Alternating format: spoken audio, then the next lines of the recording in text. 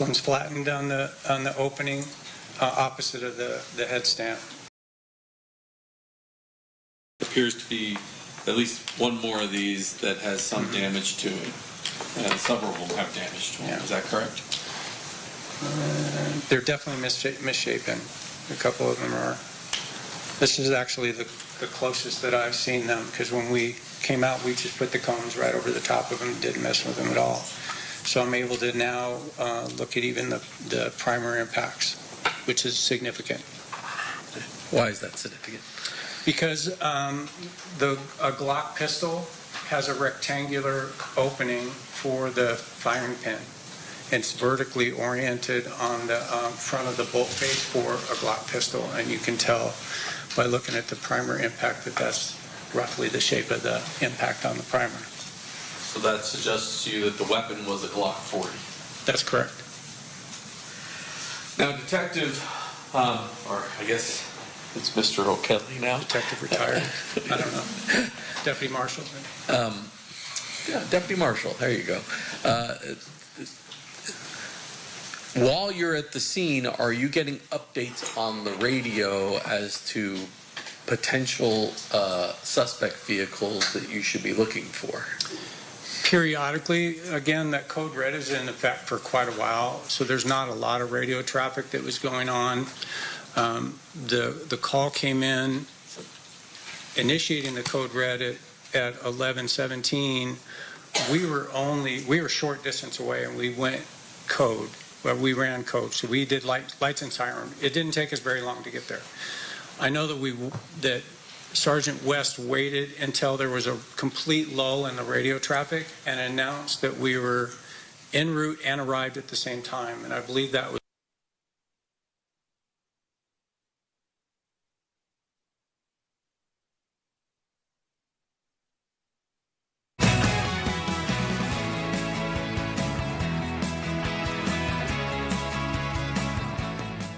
Thanks for joining us here on Fox 9 All Day. I'm Courtney Godfrey. I'll be with you for the next 3 hours. We hope that you'll be joining us through the entirety. But we've got a great show ahead. It is currently Tuesday, August 18th. Let's jump into some headlines. Minnesota Attorney General Keith Ellison is suing Texas Governor Greg Abbott, demanding the extradition of ICE agent Christian Castro. Castro is accused of shooting a man in the leg during January's immigration enforcement operation in Minneapolis. Ellison and Hennepin County Attorney Mary Moriarty say Castro could be released from a Texas jail next week if he isn't extradited. Here's what AG Ellison had to say earlier today. Filing is that Texas law imposes a 90-day limit on the detention of fugitives awaiting extradition. This means that as early as August 26, a week from tomorrow, 90 days after he was first captured and detained, Christian Castro could walk free from jail in Texas and flee justice in Minnesota, including by leaving the country. In the last 5 years, Governor Walz has honored all 21 of Governor Abbott's requests to extradite fugitives to Texas. In that same period, Governor Abbott has honored 11 of Governor Walz's requests to extradite fugitives to Minnesota until today. When I said none of us should be here today, this is exactly what I meant. Christian Castro has been charged with breaking the law in Minnesota. He must face justice in Minnesota. Governor Abbott should have granted Governor Walz's extradition request long ago and is required to do so now. I should never have to file this lawsuit, but I have done so today to protect the Constitution, the rule of law, Minnesota's rights, and the people of the state of Minnesota, and, of course, the fair administration of justice. Christian Castro is not above the law, and Greg Abbott isn't either. And in other news here in Minnesota, Governor Tim Walz is taking action to further delay any prospect of copper and nickel mining near the Boundary Waters Canoe area. His executive order that he announced today halts state permitting and environmental reviews for non-ferrous mining in the Rainy River Headwaters watershed, 4 months after Congress lifted a 20-year mining ban there. That vote provided a lifeline to Twin Metals, a mining company that wants to dig an iron sulfide mine there. Here's the governor speaking earlier today. A decade ago, a writer for the New York Times came to Minnesota with the specific mission of visiting the Boundary Waters. And here's how he described a moment in time at Rebecca Falls. Chickadees, white-throated sparrows, finches, grosbeaks, and loons called out. A bald eagle glided overhead as an osprey crashed into the water about 100 yards away. The lake was layered with sweet flag, sedge, lilies, horehound, bulrush, and buckbean. The air smelled like stagnant water, rotting wood, pine, and sweet columbine.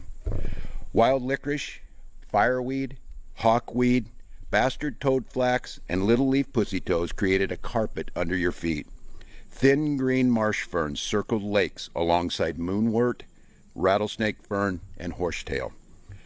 Marveling at the sensory overload, the writer chalked it up to, I quote, 10 millennium of photosynthesis and a century of legislation. That's the alchemy of the Boundary Waters. The perfect place exists because of God's plan and the decision of mortals to protect it. Each generation has done its part, knowing that although these waters feel eternal when you're there, they are not invulnerable. Once the majesty of the Boundary Waters is gone, no corporation, no government, and no act of God will bring it back. And yet for decades now, international mining corporations have eyed the Rainy River Headwaters watershed as a potential site for a copper nickel mine. And for years, we've been in a battle over the future of the Boundary Waters. Minnesotans have watched nervously as lawmakers and regulators have wrestled over whether or not to allow this beautiful place to be spoiled.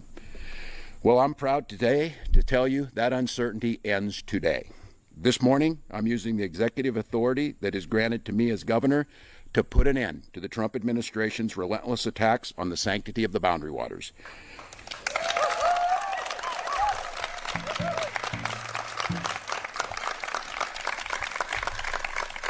Under this executive order, I'm issuing that the Minnesota Department of Natural Resources and the Minnesota Pollution Control Agency will refuse to participate in any process that leads to non-ferrous mining in the Rainy River Headwaters watershed. And while the details of the order may be comprehensive, and you'll hear a little bit about those, the upshot is really simple. As far as my administration is concerned, the fight for the future of the Boundary Waters is over. The verdict is in, the decision's been made. We will protect this place forever.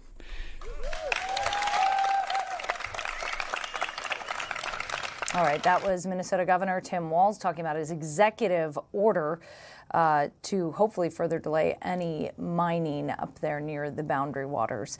Environmentalists are praising this move as expected, while Republican and Democratic lawmakers from that region that represent that region of northern Minnesota are criticizing the move. We are going to have a guest on from the Friends of the Boundary Waters in the 4 o'clock hour to talk about why they are happy with the governor's decision.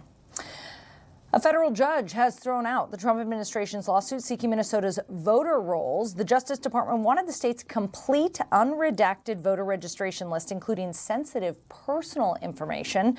Judge Catherine Menendez ruled the government did not have the legal authority to demand the data. It's the DOJ's 23rd court loss in its nationwide effort. And a major federal trial against Meta is getting underway today in California. 29 states accuse the company of designing Facebook and Instagram to be addictive and harmful to children, and of illegally collecting data from kids under the age of 13. The 6-week trial could bring billions in penalties and force changes to the platform. Meta denies any wrongdoing. All right, Kara Savage is going to be my producer today. She's going to help me out throughout the day. Hey, Kara, I know you've seen this video of Minneapolis Mayor Jacob Frey dancing. Yes, I think everyone on the internet has seen it. Yes. So I loved it. Yesterday I saw that Chingy, I don't know how to say the name. Chingy. I've never heard of this person either, so I can't. Well, help you've you heard there. the song though, right? Yes, There, yeah. there. That's about all I can do. That was really good. His song is trending on social media, so I think more, which means people are like making reels and doing more posts using this song. Yeah. So good for Chingy. Glad that his song is trending again. It was a 2003 hit, so back when I was in high school. And look, the guy's cashing in on some questionable dance moves. Yeah, from the I mayor. mean, better. What's the phrase? Good. No, Good. No. no press is bad press or something like No that, right? publicity is bad. Yes. We'll get there, Kara.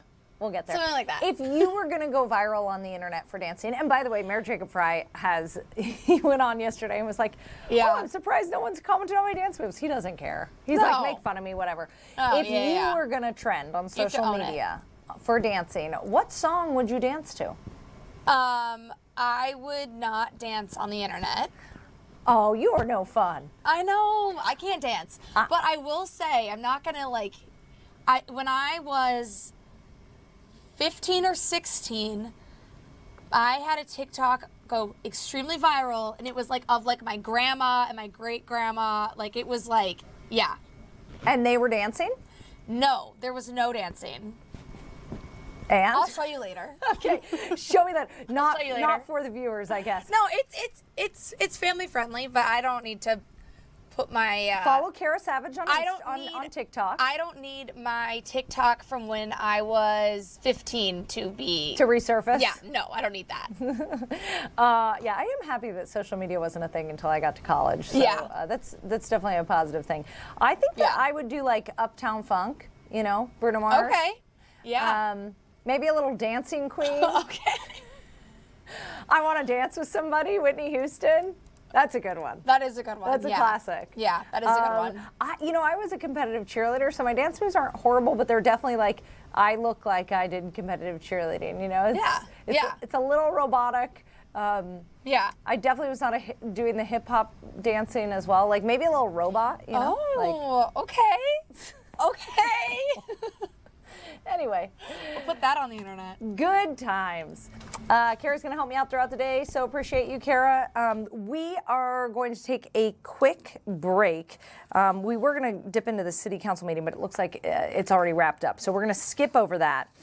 We've got a very important conversation coming up with the Brainerd School District. The superintendent's going to join us, and he's going to talk about bullying and how they're combating bullying after 2 tragic deaths at one of their middle schools over the summer. That's going to be after the break. Stay right there.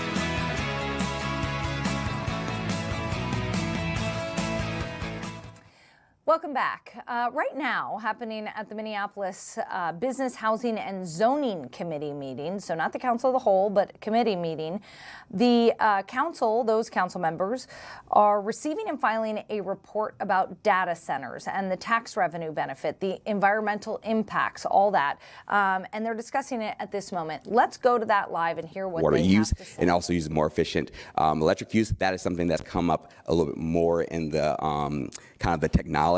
But I wanted to highlight that when you talk about resource demands, generally we're talking about water and electricity.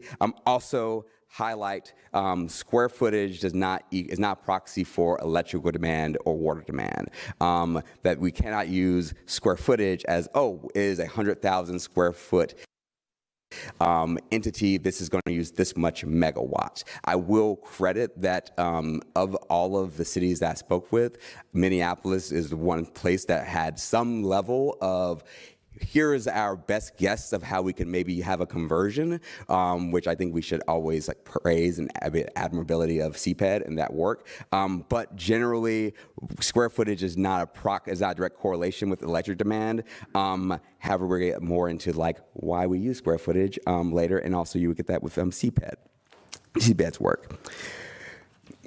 Now, within this resource demands, there's also lots of environmental impacts. I mentioned water and electricity. Electricity consumption is generally the largest consideration when we're talking about data centers, particularly when it comes to greenhouse gases, and the impact of that electricity depends on really generation mix. Just because you're using a lot of electricity, that doesn't necessarily mean there's greenhouse gases. It really depends on the grid that you're using, whether you're using wind, solar in order to get the electricity, or hydroelectric in order to get the electricity, or whether you're using coal. We'll talk a little bit more about that when we get into the landscape of the differences a little bit. Water consumption depends heavily on the cooling technology, like I mentioned before. Some systems use very little water, others use significantly more water. And really the environmental impact, some of the environmental impacts like you might have heard is, what do we do with the discharged water? There have been some reports talking about social media that talks a lot about water getting discharged directly back into the well water or the water resources without being treated. I do want to just put a footnote there that in Minneapolis, all the water that is discharged is treated. So just kind of get ahead of there. But that is an environmental impact that data centers is that they do impact they do impact electricity. They do impact greenhouse gas emissions if the electricity is unclean. And the data centers can be used to discharge water into water systems if there's not regulations telling them that they cannot do that. Thankfully, within Minnesota in that context, we have that. So those are things that we might have to be less concerned here, but nationally, that's a different conversation. You're hearing me say that a lot. It's like nationally, it's a different conversation. There's also economic and fiscal considerations. So we have sort of the costs, which is kind of the energy, the water. What are the kind of economic and fiscal considerations? So there's a lot of money tied into capital investments for data centers as you have more and more exploding data center demand. Some of that is speculative in order to anticipation for a demand ahead. Some of it is stuff in order to meet demand currently. It really just depends.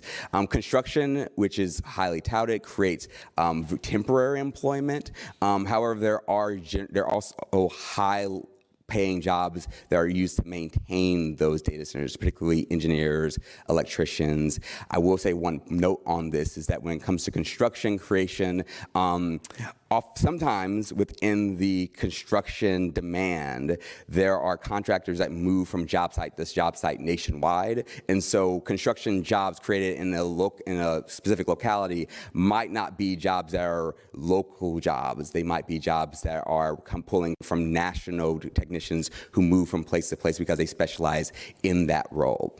At the same time, on the flip side, localized jobs, generally Brookings Institute had a study where one data center might not impact these kind of more sustainable, permanent, high-paying jobs because it's only one data center. However, when you have a network of data centers or you have lots of data centers in one concentrated area, that's when you create more of a labor market of those highly skilled jobs that are used in order to maintain data centers.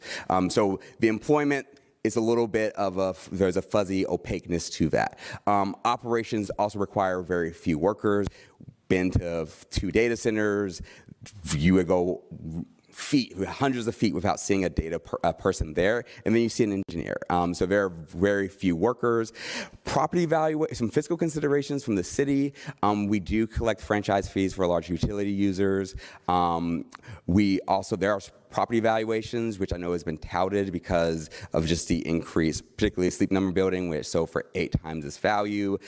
Speaking with the assessor's office, it takes a lot of buildings being sold in order to determine what the assessed value is of that said building, because you need comps in order to be able to make that. The assessment of data centers is still, as a science, kind of burgeoning, and so there's a lot of unknown as far as like whether this is going to increase the value. And so what you're really thinking about when you're talking about like property valuations is, don't think of it as a certainty, but there is an understanding that these are high cost items, and also that a use for a building is probably better than no use for a building. But as far as the other components of that, whether a data center is going to be more valuable than a pickleball court, that's going to be something that might take some time in order for assessor science in order to be able to get. So with all the economic and fiscal considerations, and this was in the report, there's some opaqueness with it, and so there's really no certainty, which is, of course, par for the course whenever you have a fast-growing field such as data centers. Regarding one of the challenges with data centers is that there isn't one level of government that impacts data centers. A lot of the times the regulatory framework requires cities, state, utilities, regional organizations, and federal governments in order to really and within that, they're trying to figure out, well, what do we need to do in order to create data centers? So we're going to zoom into Minneapolis and kind of zoom out throughout when we're talking about the regulatory framework. So currently in Minneapolis, which part of this is the reason why we had the moratorium in the first place. There's no standalone definition for data centers. CPAD has the city has historically interpreted data centers as a principal use of a property as a communication exchange, which is currently allowed in 10 of the city's 15 zoning districts.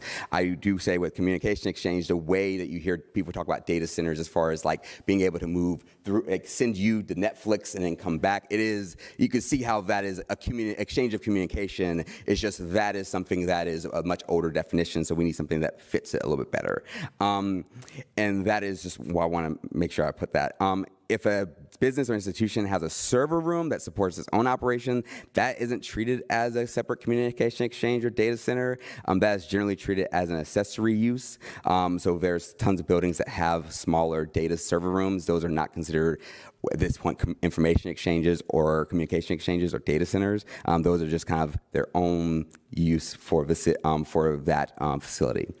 And also under the current code, those principal use data centers generally operate under the same regulatory framework regardless of size or anticipated electric demand. It is an information exchange. A lot of the issues that come up with data centers conversations actually sits within the state of Minnesota. The Department of Natural Resources handles water appropriation. The Minnesota Pollution Control Agency is responsible for applicable environmental permitting. The Public Utilities Commission regulates significant aspects of electric utility services, and they're the ones who regulate how many megawatts a building can use. There is some state movement that happened in 2025 related specifically to data centers, particularly taking away the tax exemption, the state sales tax exemption for electricity for data centers, but there is a state sales tax exemption that does also apply to local state tax. Sales tax. And also one very important another point with the 2025 legislation is that if there are upgrades that are needed in order to serve the electrical needs of a data center, that is on the data center to pay that. They're not passing it off to the consumer. And so that's just one thing as far as the Minnesota regulatory framework there. Just wanted to give a highlight level of things of that. We'll talk more about that state later as I'm being mindful of time. And then federal policy. So within this current federal context, there's just been a lot of push to increase data center capacity, particularly within the development of AI and data center infrastructure. There was an executive order issued in 2025 that directed federal agencies to streamline permitting projects, permitting processes for large projects, and expand the potential use for federal lands and brownfield sites. But it is important to understand that this doesn't usurp the sort of local zoning authority that we have here in Minneapolis. At this point, as of this day, there is no evidence that the federal government is going to preempt states and localities from being able to regulate data centers. And I say that with really, really big pause, just because we understand the complexities of the federal government as it currently stands. All right, so we have some of the policy. I do also want to get a little bit more of this Minneapolis' infrastructure. I know CPED had a really good video regarding just why Minneapolis. A lot of it is because of our access to water and our access to substations. But I do want to give some just ground us in sort of what do we have currently here in Minneapolis as far as data center infrastructure. So currently, right now, there are 8 known buildings that have data centers in them within the Minneapolis market. Most of them really concentrated in the downtown core area. I do want to make a note that you might see the number cited 18 instead of 8. Datacentermap.com, which is a private website that is used in order to market data centers, count data centers per building, so it's all the data centers. While when it comes to zoning, we zone based on buildings, and so for our purposes, knowing the buildings that have data center versus the individual data centers inside the buildings, because we regulate the buildings and not the individual data centers inside. I say that because I'm going to have some numbers later on that kind of talks about some comparisons of data centers, and I use the data center maps numbers as comparison versus each cities, because each city looks at the cumulative number of data centers and how they regulate it a little bit differently when you say how many data centers do you have. Most of the facilities are developed over several decades and are concentrated around the downtown core. The data center I went to, one of them developed in 1987. That's the Sleep Number building, and then there's another one developed 1982. So these have been around for a very long time. They're generally smaller and in co-location facilities in existing buildings rather than these very large hyperscale campuses that you see driving much of the national discussion. And I just want to make sure that's an important distinction, because a lot of what we're talking about as far as like land use and what we can do, making sure we're put in the context of really a lot of these buildings are already built, and as a result, what we're going to be regulating might look different than a Louisville, a St. Louis, a Phoenix. Also, when you hear national numbers around electricity consumption, water demand, or employment from hyperscale facilities, those aren't necessarily representative in Minneapolis' data center market, because a lot of those national numbers include some of these hyperscale facilities, and which is not necessarily what Minneapolis has to offer in regards to size of data centers.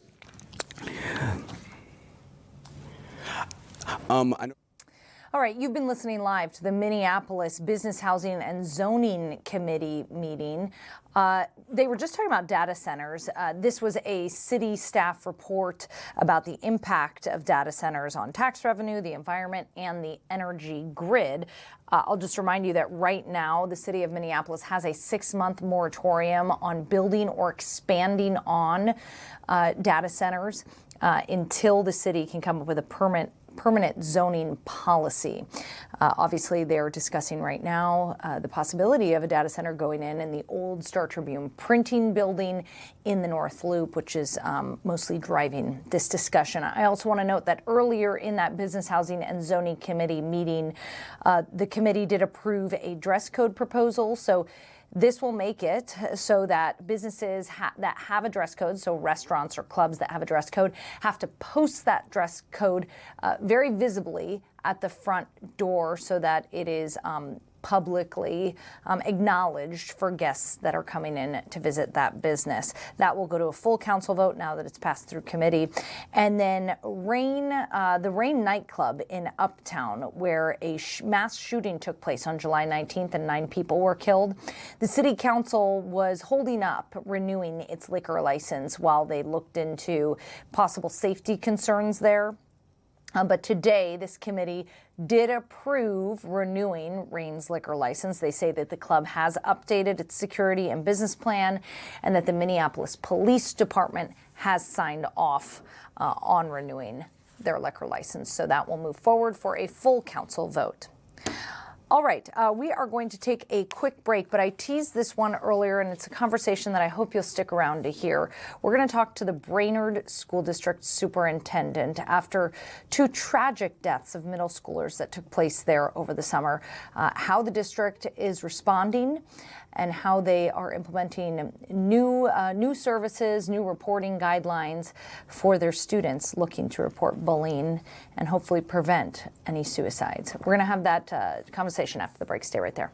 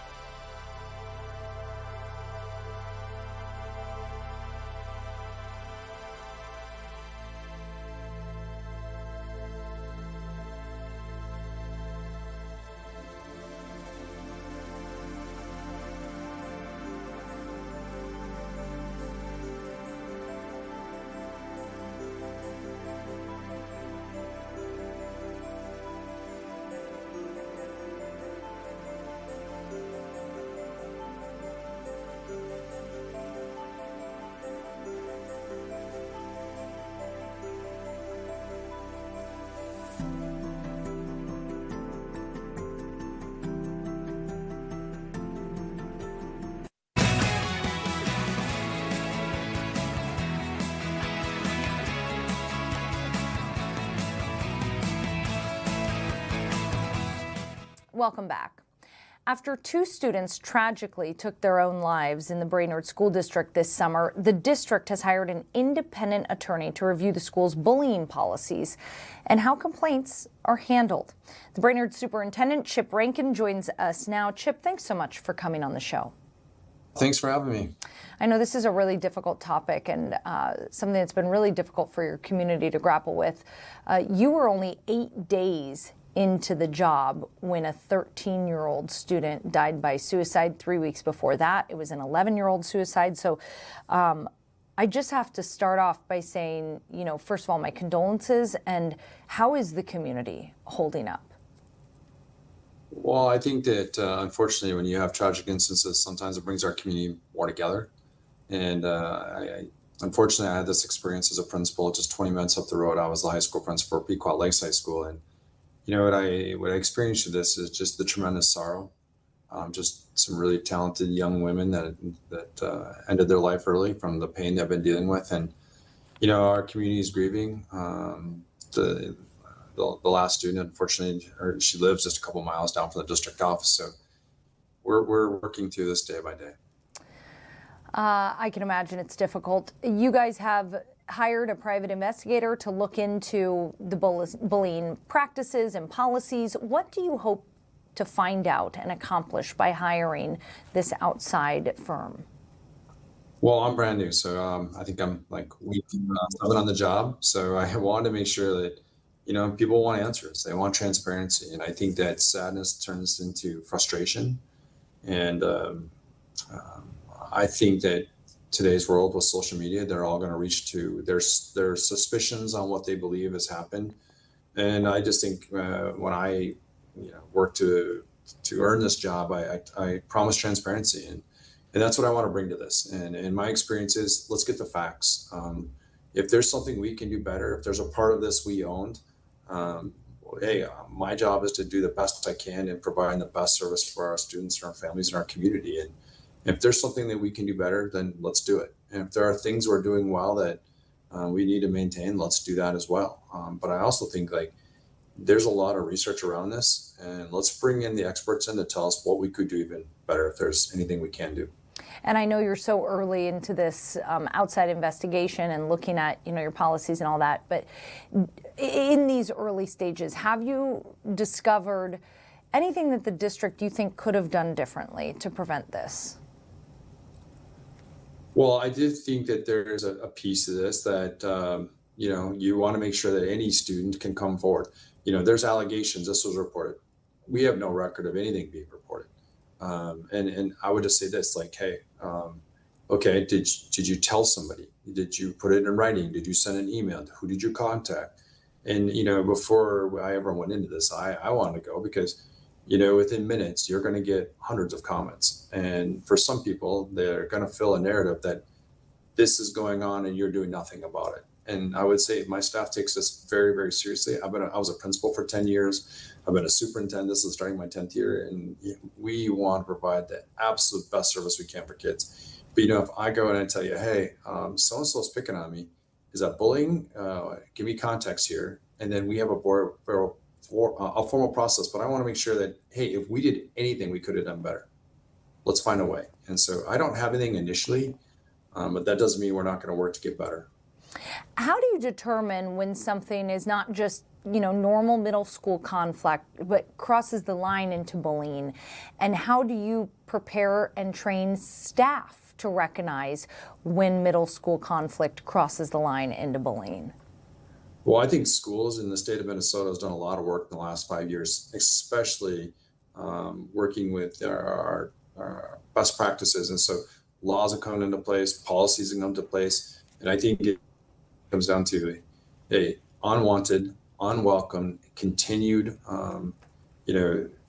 behaviors that are, they're not appreciated, and you're told to stop. And when you choose not to stop, continue. And then I think when you start to go on pieces of gender, race, those specific things, and we know very clearly. And then I think at the end of the day, if you feel like you're a victim of bullying, regardless of the definition of whatever, how you want to qualify, we're going to make sure we address that immediately. And it's hard because we're all adolescents at some point. I have 3 teenage daughters myself, and they know exactly what to say to each other to get to each other. And so we take it very seriously, and we have a process to go through that. But, with cell phones and social media, it makes it very, very difficult in the school I went to. And what about, I think about, teenagers grappling with reporting and having to deal with maybe retribution and further bullying because you've now reported that person. Have you guys tackled that topic? Yeah, I mean, at the end of the day, the protection and privacy of our students is paramount. And, I think it's really important as we work with kids to have relationships and work our way through this. And I think what's really difficult that I'm witnessing is some of this is not, and I think for all of our viewers today, a lot of this is happening on this. It's not always out in the open. Me saying something to you or you saying something to me. It's things done on TikTok. It's things done on Snapchat, and it's using a venue that it's very hard for me to know what's going on, and the amount of just tension that is brought through cell phones is amazing. And I think that is what I need. I really need our parents to help us, because there's a whole conversation that's happening that we have no idea is happening. Yeah, it's really scary. I mean, we are living in a different era than when you and I were in school. And I know, it's a lot of pressures on the district right now, but like you mentioned, this is going to take the whole community, teachers, staff, parents, the district, everybody to catch this stuff. And it's scary to think what's happening on their phones 24 hours a day. You are launching an anonymous reporting system. Why do you think that this could help in people coming forward and getting ahead of anything tragic happening again? Well, it is part of the new law that was passed this last spring, and we're not going to wait. And I think that it's, there's an opportunity. People want to say something, but, sometimes they don't want to be seen saying something. And so reporting it, if there's one more avenue that kids can report, concerns. And, it's like anything else. You learn a lot of things after an event happens. And I want to get upstream of that. And so if someone's aware of something, report it. It's anonymous. And you know what? If we get 100 leads and only one results into something substantive, I don't care. If it's one more piece of data that we can ensure that our kids are being safe, let's do that. Yeah, absolutely. You have talked in the past about how it's a little more of a struggle in a rural school district to get the mental health support that these kids need. Talk to me about that. Well, I think it's really, really important. And I talk to our state legislators all the time. 2 years ago, special elections, 100% pass rate in the metro, 38% pass rate in the outstate. And it's all about your net tax capacity. So when you want to provide these additional services that everybody wants you to provide, it's a math teacher or a counselor. Which do you prefer? And I think a lot of parents want class sizes, under 25 at the elementary level, preferably under 20 at the kindergarten level. That's really hard to do that on the way that inflation is not kept up with in school funding. So it really depends on your zip code. Then you can have the money, but then you have to have the people. And what you're finding is it's difficult to get mental health support in the outstate. And I think what a lot of people coming out of COVID realized, the reliance on, social media. And I would say, hey, there's a great book. And if you're a parent out there and you have a teenager, read it. I've read it. It's alarming. Do you have teenagers? I don't. I have really little kids, but I have read it, and it is. They'll never get a phone then. Yeah. That's the plan, is they got to be 16 before they get a phone. We'll see if we can stick to it, but that is I'm an 8th grader and they don't have a phone yet, and I hear it all the time about how horrible of parents we are. And I have a sophomore who's turning 16, and she doesn't allow social media and does not have Snapchat, and the phones get on lockdown after 8 o'clock at night. We're going to be screen free, and dinner's really boring. And but I tell you what, if we're friends and you're doing this, and if you're my sister, and hey, you do this with my nephews and nieces, I'll do those with your nephews and nieces. The research is very clear. We're seeing an uptick in just anxious kids, what we should look like, who we should be. And we see it as adults, just go look on social media, this is what I should be as a 51-year-old male. And I think what's really important is we have to have a holistic conversation about unplugging, being genuine, and being comfortable with who we are and comfortable with who people are, and accept them for who they are, not who they think they should be. Yeah. And I think social media that's hard. Yeah, and kudos to you for standing strong with your kids. I think the research is pretty clear as far as cell phone use and social media with teens. So I'm curious how this has changed your view of your role as a superintendent going through this tragedy of having 2 middle school suicides in your community. Well, I think it's really important as you walk through this is to understand that like anything in our world, every human being is a little bit different, and everybody has a little different needs. And I think that for some kids, they can work and navigate through a school system and not need as much support. And some kids need this level of support. And I think what's really critical for me as a dad of 3 teenage daughters, being a principal and watching this, is that I'm going to do everything I can to provide that support for these kids. And we have a referendum coming up this fall. this is super critical. If we want to provide these services, these are the things we need to do for our kids. Our community is asking us to do this. Let's find a way. And don't say, well, we can't. I'm going to find a way. That's what I am. I'm a leader. I'm going to find a way to provide these services to these families and these kids. And it's kind of my promise to these 2 young ladies that are looking down on us from heaven, that I'm going to do what I can to do everything in my power to get whatever resources we need right here in Brainerd Public Schools, in our Lakes area, to make sure that we don't have another tragedy like this. Well, good work. It's a tough conversation, but it's an important conversation. So Chip Rankin, Superintendent of Brainerd School District, really appreciate you joining the show. No, thanks for all you do. And for my parents out there, just know that my doors are open, our schools are open, and this is a community issue, not a Brainerd Public Schools, not a Minnesota Public Schools. This is about all of us coming together to raise healthy young adolescents. And as your kids get older, little kids, little problems. But I tell you what, if you don't address the little problems can become bigger problems. And we can see the research. Let's work together to get after this. Yeah, it takes all of us. It truly does. Thank you, Chip. Thank you. Have a great day. All right, we just want to remind you that if you or someone you know is struggling with suicidal thoughts or mental health struggles, you can always call or text the Suicide Crisis Hotline at 988. We're going to take a quick break, but we'll be back right after this.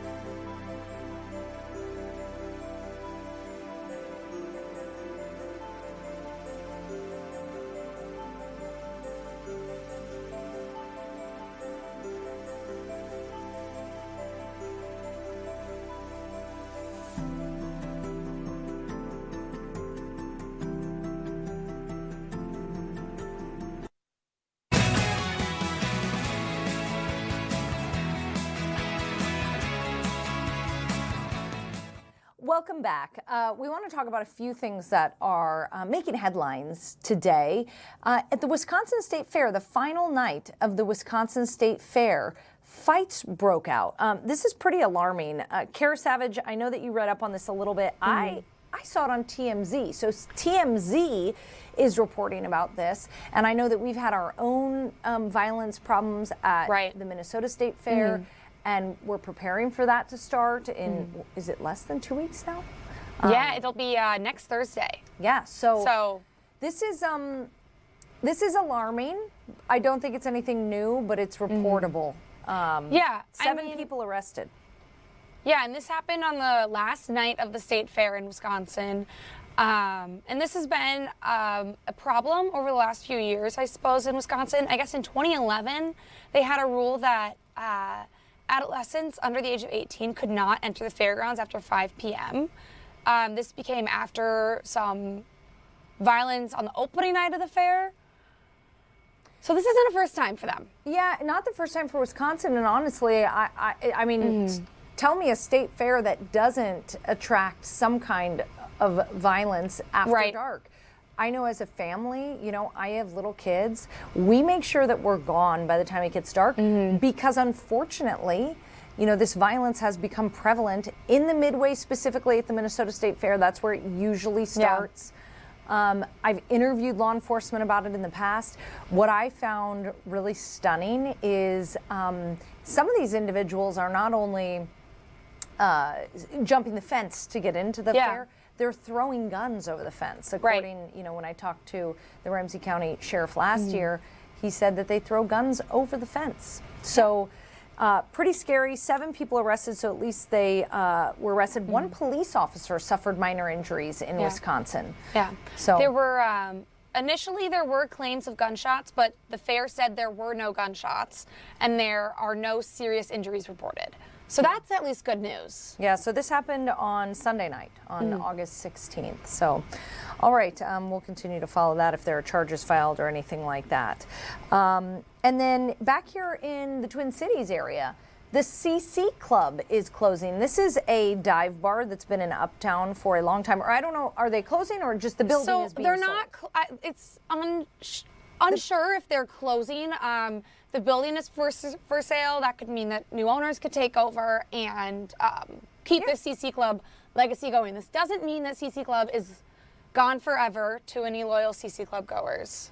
Well, I mean, you don't know. We don't know. It's quite the dive bar. Yes, it is the ultimate dive bar. Like, they haven't updated the sign on the outside of the building in 60 years. Correct. And there's carpet on the floor and part of the ground. I mean, in part of the bar. Yeah. Are the drinks at least cheap? Yes. I ask because I'm like, well, you're 23. You've definitely been there, right? Yes. Yeah. It's cheap. Yeah. It's cheap. And I think that's like one concern is people are like, oh, if there's going to be new owners, maybe it won't be the same price for like a cheap beer. Because for me, I have some friends who live in that area. So it's like, oh, this is an easy place to just go and get a cheap beer. I'm trying to remember, that could change. What was the name of that hole-in-the-wall bar that was in Uptown forever that closed? Oh my goodness, I'm not. I don't know because I have only been able to legally drink for a few years. Well, okay, sorry. Rub it in. Sorry. Can't remember, but you know, unfortunately, these things happen. Places close. The one place that I'll throw a funeral if it happens is if there comes a day that Cuzzies in the North Loop closes. Oh my gosh, yeah. This will be a tragic day in Minnesota history. For many generations. And yeah. We used to live in the neighborhood for many years, and my husband was there every Tuesday for Taco Tuesday. That's right, they have Taco Tuesday at Cuzzies. It's like $1 tacos. Yeah, we love Cuzzies. So they have had many offers from developers. That is a corner that apartment developers would love to get their hands on. Oh, yeah. Eventually, the owners of Cuzzies are going to get an offer that they just can't refuse. I know. So far, they've refused many, many, many offers. But, I mean, the place is always packed to the brim. There's no way. Right? It's an institution. I would be sad to see it go. Yeah. But anyway, CC Club, I don't think has the same notoriety as Cuzzies, but still, it's an Uptown. I mean, it's a place that a lot of people talk about the replacements when they talk about Uptown. Okay. The replacements allegedly would hang out at this bar, which is a band. Which is a band. I didn't know. That you learned about probably like a week ago. Yeah. So it's kind of a little bit more of it has some history to it. So. Okay. Let's take it back to Wisconsin because over the weekend, also on Sunday, thankfully Ed Sheeran was not at the Wisconsin State Fair because he avoided the violence. But he was in Wisconsin. He was passing through Wisconsin, so he played his concert at US Bank Stadium here in Minneapolis on Saturday night, loaded the kids and the wife into, I don't know, like a rental car? How does this work when you're a superstar? I'm wondering if it was like his bus. I don't know. Tour bus? But no, because I watched an interview with a girl, like a teenage girl who served him at a local burger shop, and they were like in a regular car because she was like, she was like, I think it said Sheeran, but she wasn't sure. Yeah, I feel like Ed Sheeran was in a random car and I was at a stoplight and he was next to me, I wouldn't He think it looks was actually like, him. as they would say, a regular bloke. Yeah, he's just your average guy. He's an average looking guy, and his Yeah. wife is like his high school sweetheart. You know, they're average looking people. Yeah, they're adorable. So he visited, was it a vintage store in Oshkosh? Yeah. Yep. And then apparently the vintage store told them that this burger shake, hole in the wall shake Yeah. stop was also very, very good. Said that they had great banana shakes. So the vintage store told them to go over and get some shakes.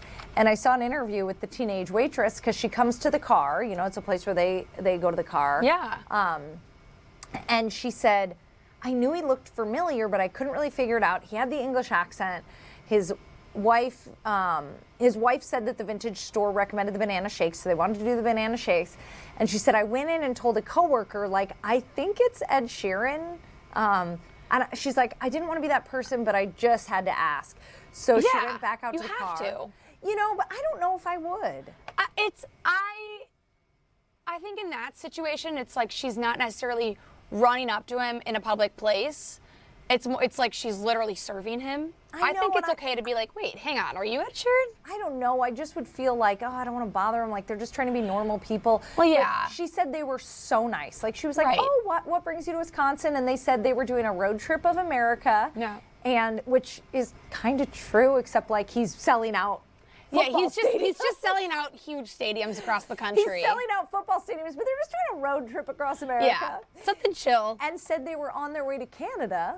And so she I think she went inside and Googled, like, yeah, his next show is in Canada. And she's like, it's got to be Ed Sheeran. And when she asked, he was like, yeah, that's me. And took a selfie with them. Like, how nice. Yeah. What a nice he guy. seems like, I've listened to a few podcasts with him, and he seems just like a nice guy, you know? He's a normal. Pretty he's chill. He's about as normal as they come. Yeah, he lives in his small town in Ireland and has a bar in his backyard. He and still lives in the town that he grew up in. He married the girl he dated in high school. Yeah. I mean, so You've got to respect it. I went to the concert on Saturday. By the way, don't sleep on an Ed Sheeran concert. It was electric. Yeah. I was not expecting what we encountered. It was so fun. He had the entire stadium eating out of the palm of his hands. Love it. US Bank Stadium was it was amazing. But he said, when he was on stage, he said, you know, I've been driving through the Dakotas in Wisconsin the last couple days, and I've really loved seeing, he said, I love America. He said, but I love seeing, like, real America. Right, yeah. He loves seeing the quick trip stops. Yes. And, So I wasn't Love it. totally surprised when I saw this, based on what he said at the show on Saturday, Right. how he loves to see, like, rural America. Yeah, Yeah, the just show's like fun. touring Oshkosh and then filling another stadium. Why not? Why not? Another thing about him is he doesn't have a phone. I don't know why I just remember this. Yeah, the whole thing about him is that he doesn't have a cell phone. So how, you just like, does he have a landline? I can't remember exactly, but there's a whole thing about how Taylor Swift couldn't tell him that she was engaged because he didn't know. So I mean, you Or must something like that. Like, what, there was what like about your wife? Your wife has to reach you. I don't remember how it is, but there's some story about how He probably just has an assistant with him at all times. I mean, I don't know. So when his wife wants to reach him, she just calls up the assistant and is like, "Hey, can I talk to my husband?" Or Yeah. maybe they just have like a flip phone where the two of them can communicate. Right. He has not owned or carried a cell phone since 2015. Good for him. Good yeah. for him. That's He amazing. checks his laptop every few days, his emails. Well, no wonder his wife had to come to Wisconsin because she wouldn't have been able to reach him otherwise. Yeah, exactly. Pull the kids out of school, do a tour of Oshkosh. Why not? Oh, It was an interview. Taylor Swift was talking about her engagement, and she told basically everyone through her Instagram post, and then everyone contacted her saying congrats, And I guess a few days later, she realized, like, oh my gosh, we didn't tell Ed. and you have to send. We a need to telegraph. call Ed. You need to send a telegraph to tell Ed. Yes, So, yeah. Same guy is touring rural America. Love it. I love it. Good for you, Ed. Come back anytime. We are going to take a quick break, but when we get back, we are going to talk about this lawsuit that Attorney General Keith Ellison has filed against the state of Texas as they try to extradite this ICE agent, Christian Castro, who's accused of shooting a man in the leg during Operation Metro Surge here in Minneapolis over the winter. We're going to play a clip from Keith Ellison, and then we'll have our very own investigative reporter, Paul Bloom, come in and digest what has happened. That's after the break. Stay with us.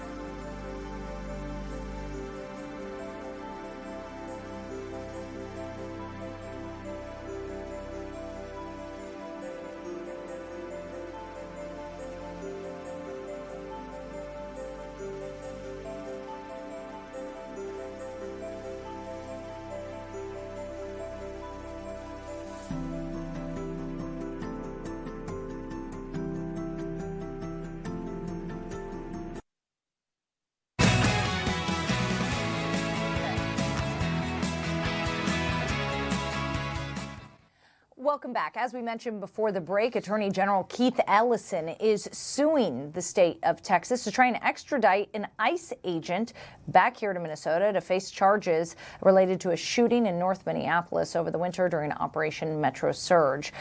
AG Ellison, along with Hennepin County Attorney Mary Moriarty, held a press conference earlier today.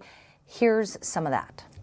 On May 18th, 2026, after a thorough investigation, the Hennepin County Attorney's Office, Mary Moriarty, charged an ICE agent, Christian Castro, with 4 felony counts of second-degree assault with a dangerous weapon, as well as a misdemeanor charge of falsely reporting a crime. My office is joining with her office in that prosecution, and I want to commend the Hennepin County Attorney's Office for their professionalism and excellent legal and investigative work. At the press conference where we announced the complaint against Castro, we noted that no one's above the law. A little bit of a refresher. The criminal complaint alleges that on January 14th, 2026, during Operation Metro Surge, Castro fired a gun at the door of the home in North Minneapolis. Despite knowing the home was occupied with multiple people, his gunshot struck Julio Sosa Solis in the leg and injured him. The final impact point of Castro's bullet was a child's bedroom wall. Children were in the house when Castro fired into it. The Hennepin County criminal complaint also alleges that Castro falsely told the FBI that Mr. Sosa Solis and another man assaulted him with a broom handle and a snow shovel, and that he fired his weapon in self-defense. As a result, Sosa Solis and another man were charged with federal felonies. However, after video evidence emerged, those federal charges were dismissed with prejudice. After Hennepin County filed its charges against Castro, A district court judge found probable cause to believe that he committed those crimes. The judge issued a nationwide warrant for Castro's arrest. Castro was taken into custody in Cameron County, Texas on May 29th. Just 4 days later, Governor Walz asked Governor Greg Abbott of Texas to extradite Castro to Minnesota. Yet, Castro is still not here to face justice. Under extradition clause of the U.S. Constitution and the 1797 Federal Extradition Act and Texas law, Governor Walz's request triggered a mandatory obligation for Governor Abbott to issue a governor's rendition warrant to Cameron County Sheriff Manuel Trevino to begin the transfer of Christian Castro back to Minnesota to face justice. Instead of promptly fulfilling his legal, ministerial duty to execute governor's rendition warrant for Castro, however, Governor Abbott has withheld the warrant and held up Castro's extradition for nearly 3 months. The framers of the Constitution, the U.S. Constitution, and Congress intended the interstate extradition process to be swift, summary one, in which a state that is harboring a person charged with a crime in another state promptly returns the fugitive as soon as requesting state demands it. The U.S. Supreme Court unanimously upheld this black letter law as recently as 1987. This means that Governor Abbott has a mandatory obligation to issue the governor's rendition warrant for Castro. He has no discretion. I repeat, he has no discretion to decline to do so. None. Yet Castro is still not here to face justice. Governor Walz's office has repeatedly asked Governor Abbott's office for updates. Governor Abbott did not respond. On July 30th, Hennepin County Attorney Mary Moriarty wrote Governor Abbott requesting an update. Governor Abbott did not respond. Last Thursday, August 13th, I sent Governor Abbott a letter, which is available for your review, to inform him that of his mandatory legal obligation to effectuate the return of Christian Castro to Minnesota to face justice, whether or not he needed the lesson. I cited all relevant constitutional and legal authorities that leave him no discretion in this matter. I informed him that if he did not sign the rendition warrant by the end of the day yesterday, I would sue to compel him to do so. Governor Abbott did not respond. Christian Castro is still not here to face justice. Therefore, this morning, my office filed suit asking the federal court in Texas to require Governor Abbott to sign the warrant to block to sign the warrant and to block the Cameron County Sheriff from releasing Castro until Minnesota law enforcement can arrive there to physically transport Castro here to face the charges laid against him. Christian Castro. All right, you've been listening to Attorney General Keith Ellison. I want to bring in Fox 9 investigator Paul Bloom now. The main question I had listening to this was, okay, so Castro's being held in jail in Texas. So they're willing to hold him in jail, but they're not willing to extradite him. I find that interesting. No, it's interesting, and the frustrating part is the Republican governor down there, who's in a tight election, isn't talking about why he's not signing, and I didn't listen. I was in the room, so I don't know if that clip included it, but the authorities up here in Minnesota are concerned about a 90-day clock. So if Greg Abbott has a grand scheme, I mean, he hasn't spoken about it, to let this clock run out of 90 days. A fugitive can't be jailed in Texas beyond 90 days. We're closing in on that number as of next week. That's why Minnesota took this step right now.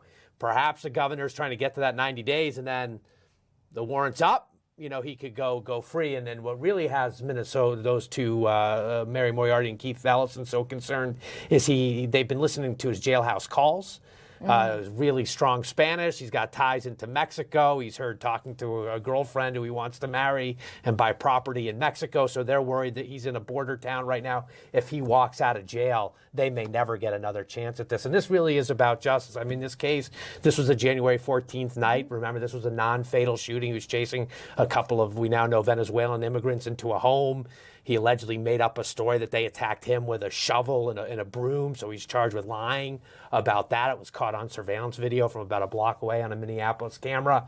And Mary Moriarty's office charged him with 4 felony counts of assault. He shot into the home. The bullet stopped just before, we're told, just before a kid's bedroom. Sosa Solis, Julio Sosa Solis was injured in the leg. No one was killed, but Moriarty, Ellison and others want him to face justice. He's been charged. He's facing felony counts. And as you heard Keith Ellison say there, extradition is supposed to be a formality, right? All the states agree, like Ohio can't hold somebody who, the California wants. And what I found fascinating is there are, in the weeks since Mr. Castro has been held in custody in Texas, the governor has signed off on several warrants of other defendants, sending them back to Minnesota. Like, we don't know what the charges are. I'm kind of curious if I get my hands on the court cases, but like, let's say there's a thief now, a theft charge, and someone's in the jail. The governor has signed off on that warrant. He just hasn't signed off on Christian Castro, this high-profile ICE agent. Yeah, so we don't know for sure, but it's pretty clear that it is. He knows, and he is purposely not extraditing this person. Yeah. So A.G. Ellison cited the extradition clause of the Constitution. He also cited a 1987 Supreme Court ruling that they say requires the states to surrender someone.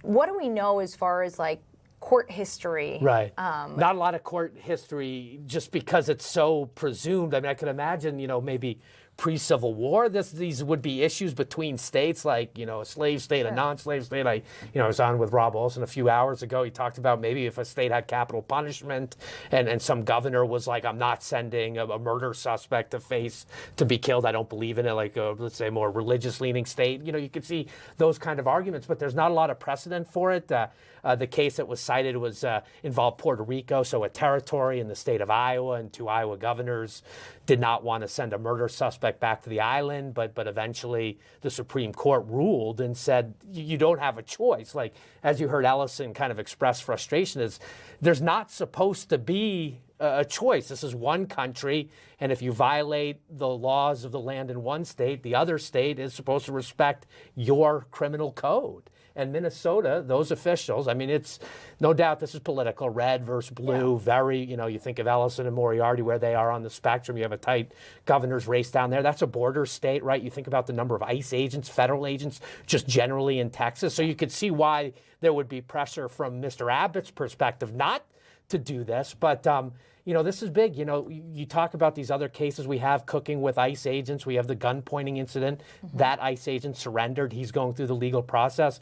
But if Moriarty charges in Preddy, in Good, what happens with those agents? Who's going to try to thwart justice there? Who may, I think we're just in this territory where the courts, I love being in the courts, and we certainly talked through the surge about judges are making unprecedented rulings just because they've never been faced with these issues. But here we go, and I think this sets the tone as we look ahead to maybe some of these other cases down the pipe. I'm curious, has Minnesota ever refused to extradite someone? We didn't get that question in today at the AG. Sorry. It was, again, they just, I can't underscore just how sort of consistent Moriarty and Ellison were in their answers. And it's just, this is never an issue. And like we talked about, Texas has sent a couple of jailed defendants back to Minnesota, even in this time that we've talked about. On average, Governor Abbott, it takes him about 30 days. Obviously, Texas is a big state. He's got a lot on his plate, so it's taken him 30 days to get through the process. Governor Walz, they cited a stat that for him, it's 5 days. Within 5 days, any state that, again, it's a formality. And what he's going to choose to do with it, I don't know. Obviously, the suit's been filed in a district in Texas. It's a federal district court. Depending on what the judge does, the state of Minnesota wants 2 things. At the very least, for Castro not to be released at that 90-day window. They basically want like a restraining order that will forbid that jail from letting him out at 90 days. And then they want the federal court to mandate that Abbott sign the paperwork that would allow BCA agents to go into that jail, take custody of Castro, and bring him here to Hennepin So that's County what to I face was the going to charges. ask. Can our agents fly to Texas and be waiting outside when Yeah. Castro's released if they do not sign the extradition paperwork? Yeah, I mean, it's a fascinating question. We didn't bore down on those details, but we were talking in the newsroom about it. You know, you think sometimes, you know, as us in the media, we might be waiting for somebody to come out of the jail, and we Been kind there of many times, Yeah, yeah. no, we've done it. I hate to tell our viewers how we make the sausage, and we wait, you know, outside we know what the door is. But I mean, could you imagine the scenes there? And you know, does Texas try to like sneak him out a back door or give him access to a sally port that the BCA agents wouldn't have access to? And you think about, you know, some of the other issues about turning over, you know, jails up here, turning over immigrants after drunk driving arrests and all the, I mean, it gets really messy. You know, we're not going to go to war over getting this guy out of Texas, right? And by we, I mean the state of Minnesota. But yeah, I mean, it does create some interesting dilemmas, and we'll just have to see, one, if this is enough pressure, right? They've turned up the pressure now on Greg Abbott. The governor, will he make a decision, you know, in these next few days, or will a judge have to do it? But then, you know, in some of these other issues around the country, we've seen, at least on the federal government side, they'll push it up until they're told that's it. You know, there's the line. And will a federal judge in Texas do that right now? We'll see. you bring up something interesting, though. You know, the federal government has complained about Hennepin County and Ramsey County that they will not turn over those who are in violation of our immigration laws. So how is that different? You know, how does I'm curious if Moriarty or Attorney General Ellison commented on that. Yeah, we didn't. Again, another question. We were bad. You should have come with us today. We had a good representation. We had a New York Times reporter in there. Wow. We had. You know, but that question didn't get asked. But I mean, obviously, as we talk it out, you do think about sort of the similarities there. Of course, we're not dealing with the federal government. This is the Texas governor. They did say the sheriff of this county has been compliant and respectful and worked well together. And clearly, the county continues to hold Castro. They didn't, whatever paperwork is making him detainable down there, they're obviously meeting that level of legal requirement. But you mentioned at the beginning, as you posed the question to me, was just, why not just if you're going to hold him in jail, why not, you know, go all the way with it? But that goes probably from the county level to the governor's. You need the governor's signature to sign off on a transfer. Well, and clearly of an they're inmate. getting cooperation from the sheriff because they have access to his jail calls where he said he was talking to girlfriend about maybe, and now they're worried he might escape to Mexico. Who knows? They're eavesdropping on him, but yeah, we'll see how this plays out. It's fascinating. It's just one of these other things. You know how many times I've come in here and said the word unprecedented since the surge began. You know, I mean, here we go again.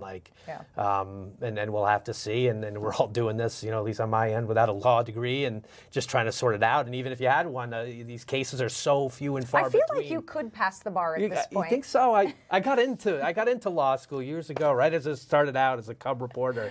Was accepted to law school. Love the law, you know I do, and but passed and stayed in this career. But yeah, we're trying to sort it out as we go, and this is new turf for me. Do we know when we might have a judgment from? Yeah, it's a great question. I pinged our resident, you know, the federal courts, because we have mostly access to the Minnesota court docket. Texas, you have to kind of subscribe to a different system.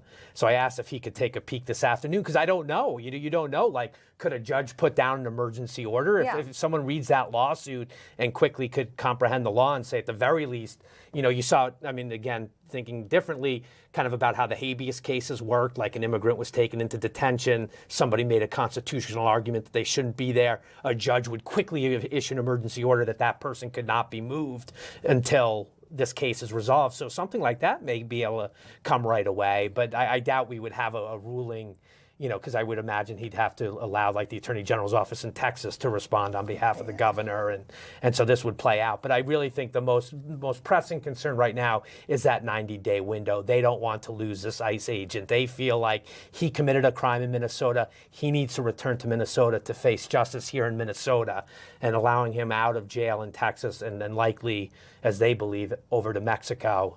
they may never see the guy again. Yeah, and I have he could be released as early as August 26th, so the clock is ticking. For sure. All right, Paul Bloom with our Fox 9 Investigative Unit. Really appreciate you Yeah, coming you on. bet. Thanks for having me. We're going to take a quick break. We'll be back after this.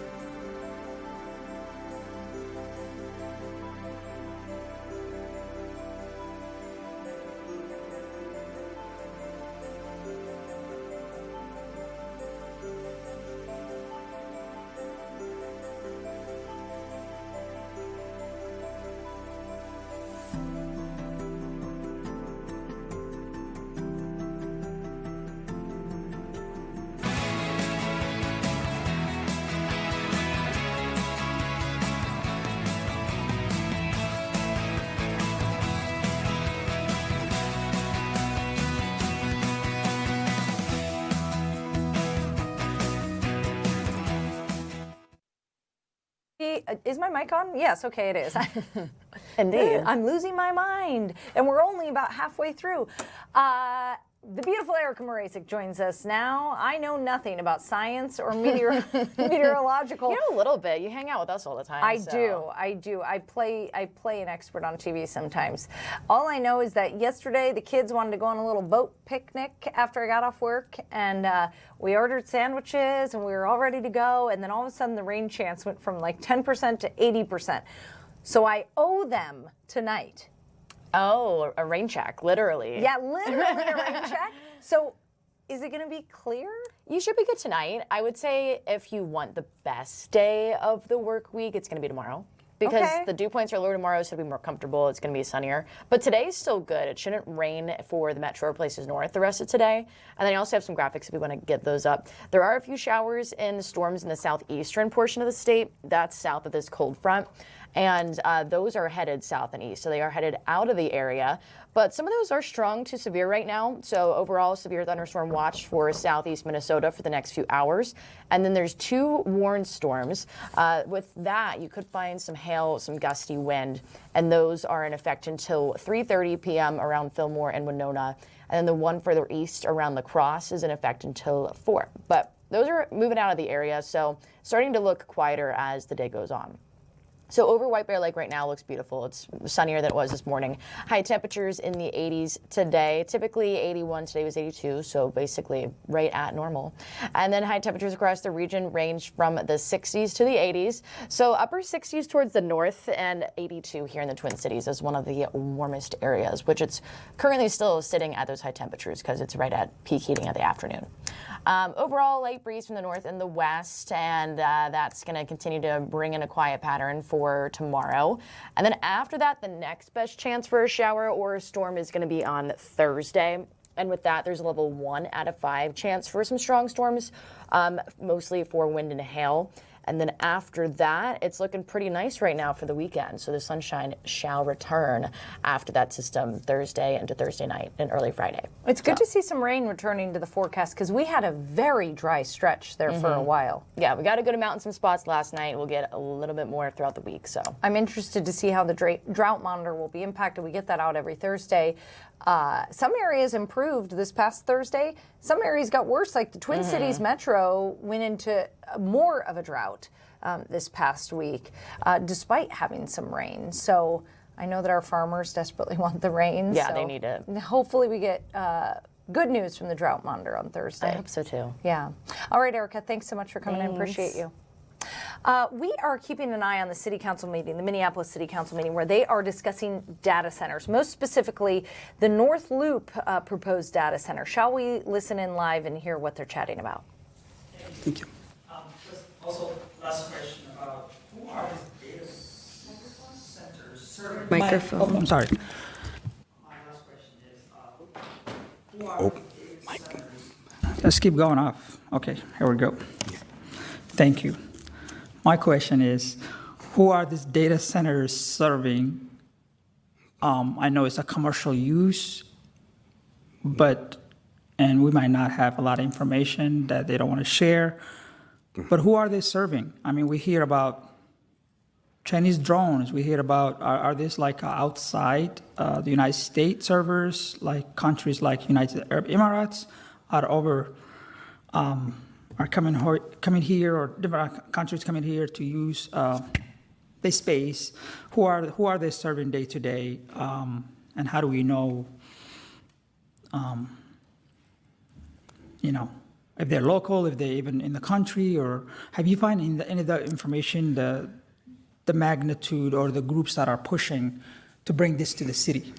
So, have not spoken to folks who are like data center. I've spoken to some data center developers, and even speaking with folks like Greater MSP that kind of does a lot of sort of economic development in the region. I think the short answer is that they serve everybody who uses a digital footprint in some way, shape, or form. Because even speaking to, like, we went to a data center that has 20 different clients, and some of them are Netflix, where they're like pushing out Netflix videos. Some of it is like Zoom. Other ones they're a little more secretive. There's a lot of secrecy. Based on my impression, this is getting closer to Dwight's analysis of the situation. There's a lot of secrecy within the data center field because they're dealing with information, and so by like almost nature of the job, it is how do we make sure we have levels of security and privacy about people's information that is there. A hospital that uses a data center would not want you to know that place right here is where all of the hospital data is at, because then that becomes a target, especially when we get into AI agents that are using for hacking, who they don't necessarily even need to sleep in order to relentlessly attack a location once they find that there's a particular sensitive data that's within a said building that's connected to a client. So there is a lot of secrecy around that for security reasons. But I would say broad answer is anybody that uses some sort of internet presence or has an internet presence is using a data center. So those are the folks who we might consider bad actors, and also the folks who we might champion and cheer on. Sure. Yeah, I think the important thing to consider is that, data centers for hospitals and all those are great things, But just the things to consider, because the other topics do come up about, Chinese use drones, not allowing them here, or information like that, but also knowing who is behind these data centers. And if these data centers arrived in Minneapolis, while we argue about the zoning, how many are we using? Are city of Minneapolis? What if those data centers are only strict in Dubai or Qatar and places like that might not have the climate we have here in the winter time? Just something to consider. is that there has to be some kind of benefit use to the state or the country on that data centers. And I will have definitely a problem just outsourcing, because you have a different climate in the world and you want to outsource in Minnesota to do your data centers. That would be something that I will be very concerned. Keep it moving. And I look forward learning more. I am really not against, advanced technology and bettering, but it's very really to know and everything about secretive and security. If that is the shade we're going to do, it will be very difficult for me to definitely not know what I'm signing up to. So I'll just say that. Thank you. I'll consider Councilmember Schaefer. Thank you, Dwight, for this really great presentation, and really being able to give us this whole book ahead of time was really helpful for me to be able to read through. And just kind of looking at the comparison cities, it seems like we're a little bit unusual in having one set of regulations. Would you say that's pretty, was it not unusual or unusual? I just was curious if that was. I'm focusing on this, the term, through the chair, Councilman Schaefer, I'm focused on this unusualness. It seems to be more of a trend with the with the cities that they have some type of tiered system. For data centers. Birmingham, Louisville, Nashville, being the ones. I know Phoenix, they do percentage base of buildings, which is another, which is kind of an outlier there. But yeah, so it's not.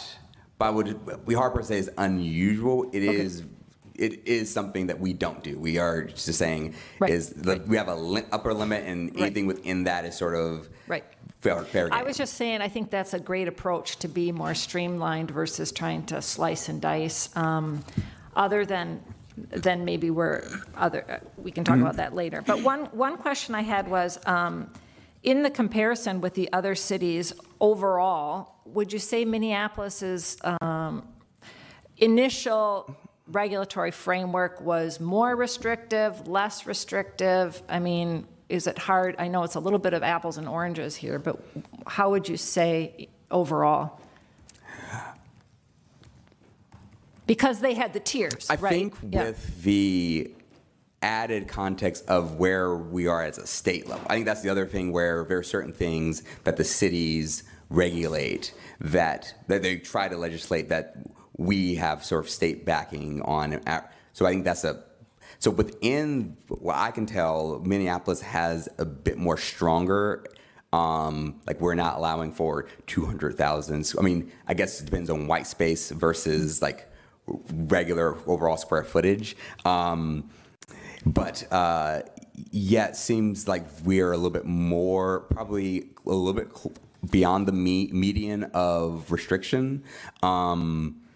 As far as like being able to have a stronger regulatory framework, I do think that some of the things that we have the advantage of, and CPED has really used this advantage, is because we're not the first one through, we're really taking lessons from other districts and saying like, here's what we can use. So I do think there is a level of,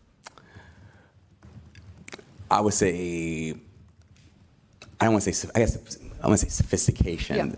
There's a level in which they're meeting the moment and meeting the market that we don't necessarily have to worry about other objects there. But to answer your question more directly, it is slightly more restrictive and stronger as far as than the median of what's in our basket of goods here. Sure.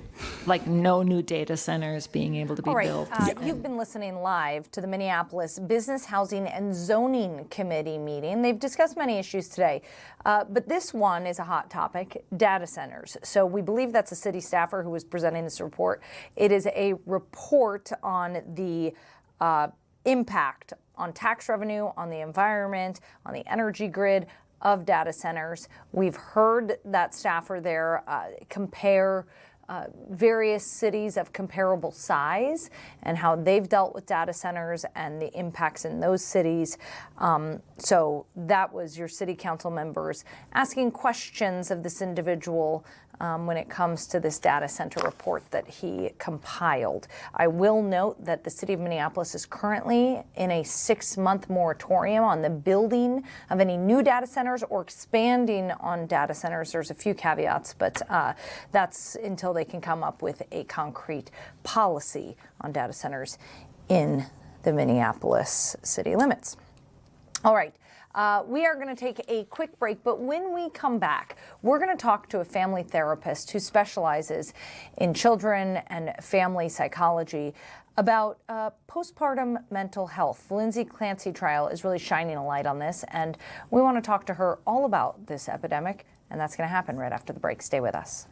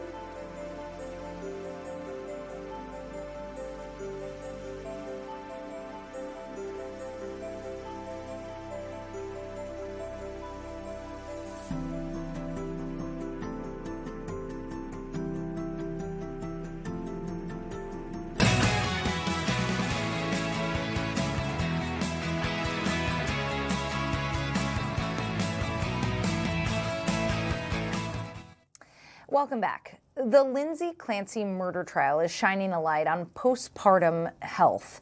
So what should new parents and their families watch for, and how can you recognize when someone needs help postpartum? We bring in Elizabeth Kittleson. She's a family therapist to talk about all these warning signs. Elizabeth, thanks so much for joining the show. Thank you for having me. So when you look at this case, obviously it's got a lot of people talking about postpartum mental health. What is, I mean, we got to start with the basics. Obviously, Lindsay Clancy appears to have postpartum psychosis, which is a little more rare, but it brings up this topic of postpartum depression. What is postpartum depression for those who don't know? So actually, it's important that we kind of clarify some misinformation. So we talk a lot about postpartum depression, but there's a lot more actually going on here. So we actually use the language of perinatal mental health. Perinatal encompasses pregnancy and postpartum up to a 1 year post-birth. And then within perinatal mood and anxiety disorders, we'll see depression. We'll also see anxiety. We can see OCD. We can see bipolar, and then of course, as we are seeing the Lindsay Clancy trial, psychosis as well. So it's important that we clarify this huge range of mood and anxiety disorders because it can show up really differently for individuals, especially new parents. We can see traditional depression, low mood, crying, but we can also see irritability, high energy, restlessness, and even rage. As well. So it encompasses a lot of things. It's not just depression. So what are some warning signs that family members can look for? Because I know that, like, I have had friends who have struggled with postpartum depression, and it took them some time to even realize what it was that they were dealing with. So family plays an important role, friends play an important role. What can you look for in a postpartum mother that could be warning signs? Yes. So we first will acknowledge that with having a baby, there is a huge transition phase. So transitional adjustment is common and expected. We see an identity shift. We see a shift to sleep, right? And so we see those shifts. What we're concerned about, the things that we're looking for as providers that we would teach family members to look for, is a huge change in behavior. Not leaving the house, difficulty sleeping, saying my baby would be better off without me, huge rage or irritability. Things just feel different. It feels like the person isn't enjoying the things that they used to like. So we acknowledge and hold space for the transition, but what we're looking for is difficulty sleeping, restlessness, irritability, not being able to either separate from the baby or actually not even wanting to be with baby. Those are some typical warning signs we'd look for. What's so interesting to me is that there is such a spectrum. So, that you have people who don't, like you just mentioned there, and I know people on all the spectrums. They don't want to be with the baby, or they can't be without the baby. Does having such a wide spectrum of symptoms make it difficult to diagnose? There's some really great screening measures out there that are going to look for the specific things we're concerned about. But you're right in the sense of it's important that we notice what the range is. So if we're just looking for depression, we might miss some symptoms. So for family members, what I think is also important to know is it's not just depression.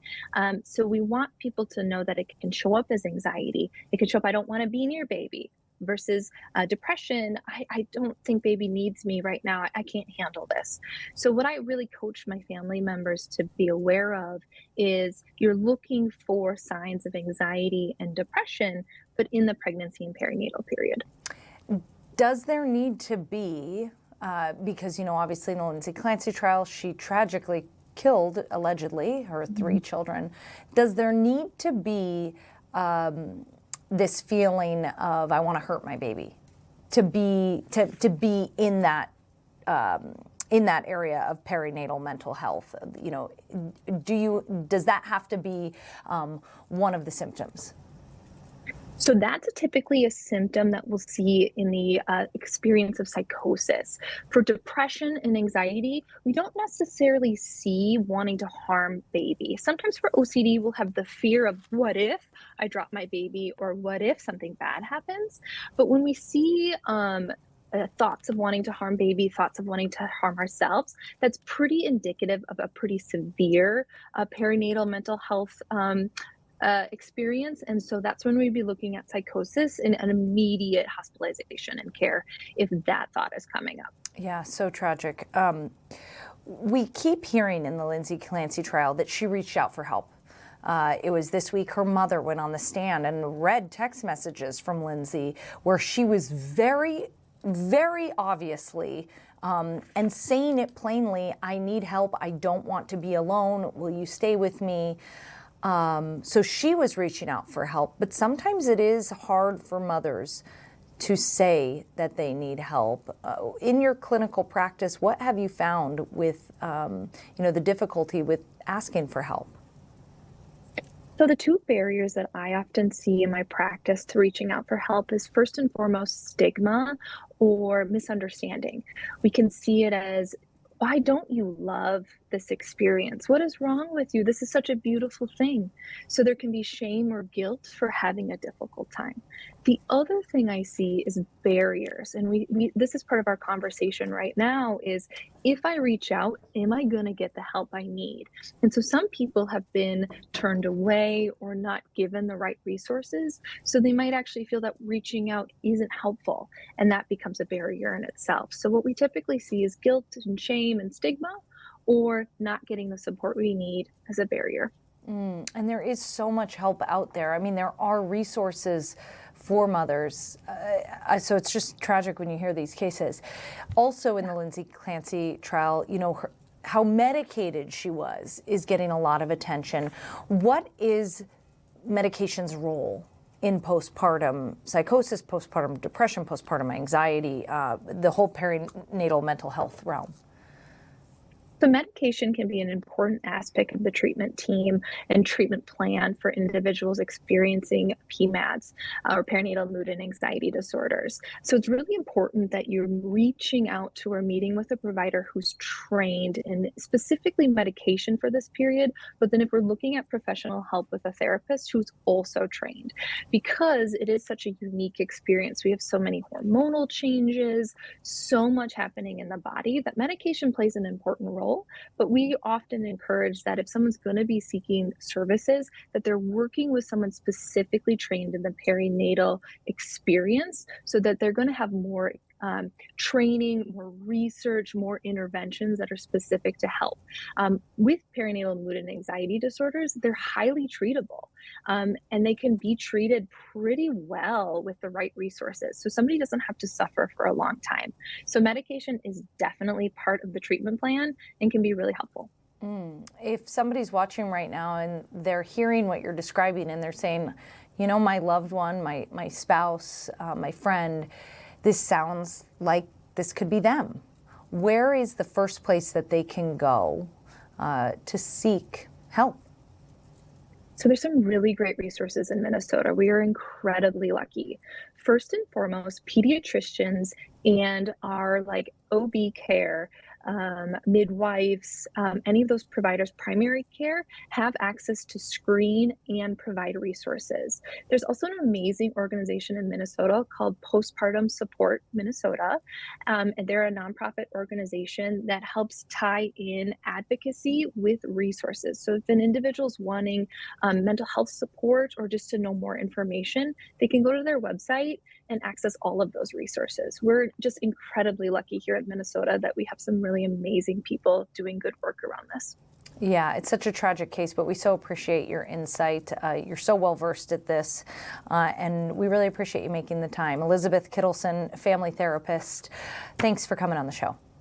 Thank you for having me. All right, we're going to go to a quick break, but when we come back, and also, you know what, I should mention this as well, because we are talking about postpartum and perinatal mental health. If you or someone you know is struggling, you can always call or text the Suicide Crisis Hotline 988. If you're in crisis, do not hesitate. They will get you in touch with the right individual, the right people that can help you or your loved ones. So because this is such a hot topic, I'm sorry, I just wanted to bring that up really quick. After the break, we're going to bring in our very own Emily Pofel. She's going to discuss some robberies that have been happening at the Gnome Craft Pub and Restaurant in St. Paul. Unfortunately, the Gnome has been a victim to these burglaries before. This is something that they know all too well. Emily's going to chat all about it after the break.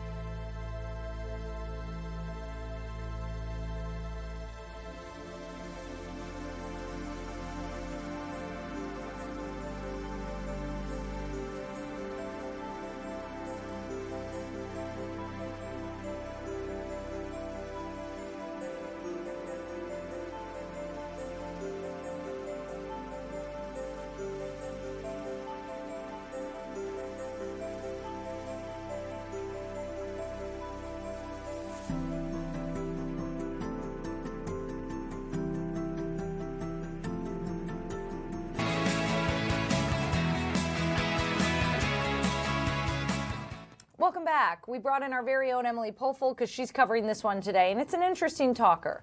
The Gnome Craft Pub in St. Paul. It's a very popular bar and restaurant in St. Paul. Over the weekend, they were broken into. Some burglars broke in. They used saws. They sawed out the safe. This was all while cleaning crews were there.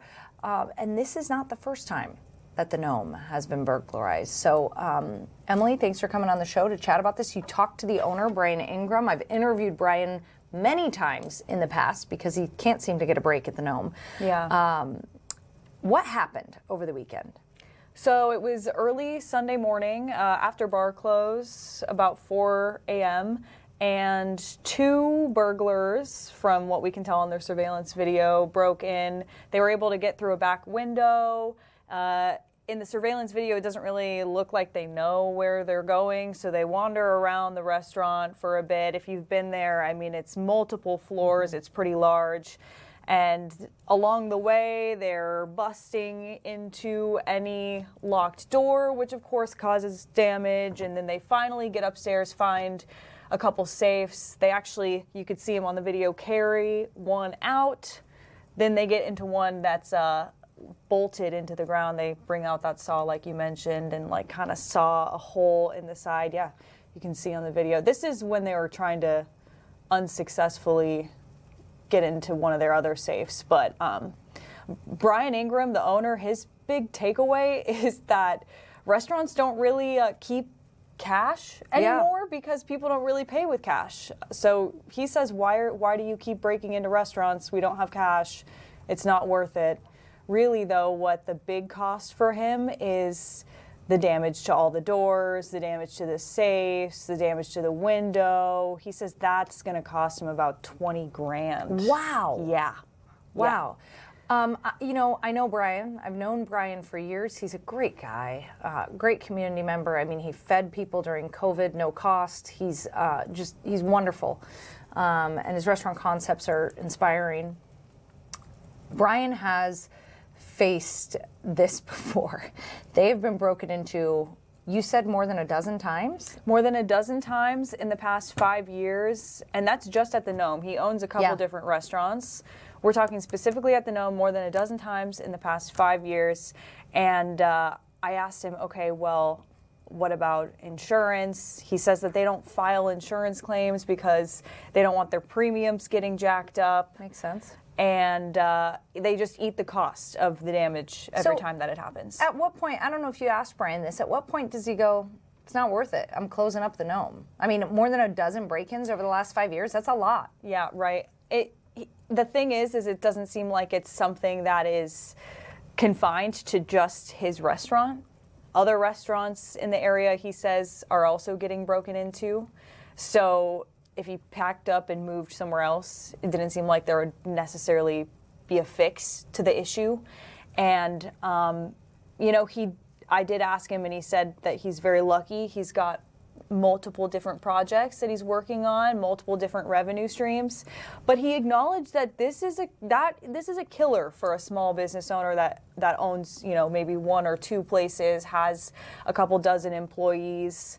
So it's definitely something that's a big concern to him, and he says that he's kind of he doesn't really know what else to do at this point. It's pretty notable that the restaurants that he is opening are not in the city.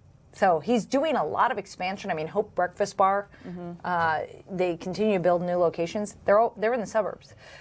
So I think I don't know if he told you this, but they're probably taking their business elsewhere. It's like not worth the risk.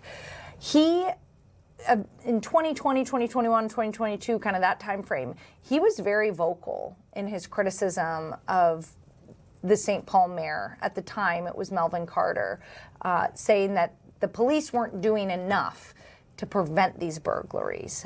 Does he still feel that way? And did he talk about that at all? It's interesting you bring that up because in what he said to me, he seemed satisfied with the police work being done. He says most of the time they are able to catch the people that break in. Officers are able to make the arrests of the people that break in. He says that's why he's got 20-something security cameras so that there's always evidence. Yeah. There's always ample evidence to catch these guys. But he actually seemed to have a problem with the Ramsey County attorney perhaps not prosecuting as much as he would like them to. Yeah. So I did reach out to the county attorney's office to ask about that. I mean, he says that he recently got a letter from the county attorney, and it read, this letter's informing you that the case is dismissed in the best interest of justice. And he thought, okay, well, whose best interest is that? Because it's certainly not mine. The county attorney said that that particular case was due to the suspect being mentally not fit to stand trial. He says he's gotten multiple of those letters over the past couple years, though.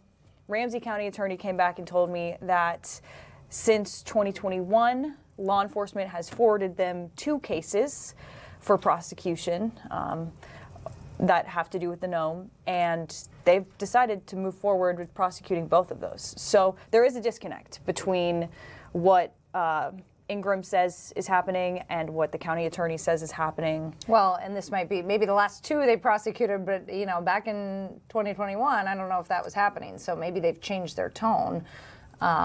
It certainly seems like, I mean, Ingram coming forward and kind of making it known that this is happening and this is a huge problem, and he's got a following on social media too, and so it does seem like it moves the needle when he does that. Yeah, I was looking up while you were talking because I vaguely remembered that he's had some repeat burglars come in. I couldn't, with a quick Google search, find that. I don't know if he addressed that at all, like people coming back. Yeah, he did, and that was also part of the harsher penalties push that he was looking for. Is it's like, well, if this guy is not being held and he keeps coming back and breaking in, doesn't that mean reason enough to, send him to prison? And that's where his confusion is coming from. I remember covering one at the Nome a couple years ago where they walked out with the whole safe. Sounds like they did this again over the weekend. Yeah. Only got away with $1,300. I mean, come on. Yeah, $1,300 in cash, because again, restaurants don't really carry that much cash Nobody's anymore. paying with cash anymore. Yeah, I'm certainly not. Yeah, I'm tapping. I don't even have a card. So, okay. So what's next for the Nome? I mean, obviously he has to fix the doors. Are they able to still operate? He clearly says he's not shutting down. He's going to stay on Selby Avenue. Yeah, he says that, it's bad for business to talk about people breaking in. It is. He says he understands how it sounds. He doesn't want people to be afraid to come to his restaurants.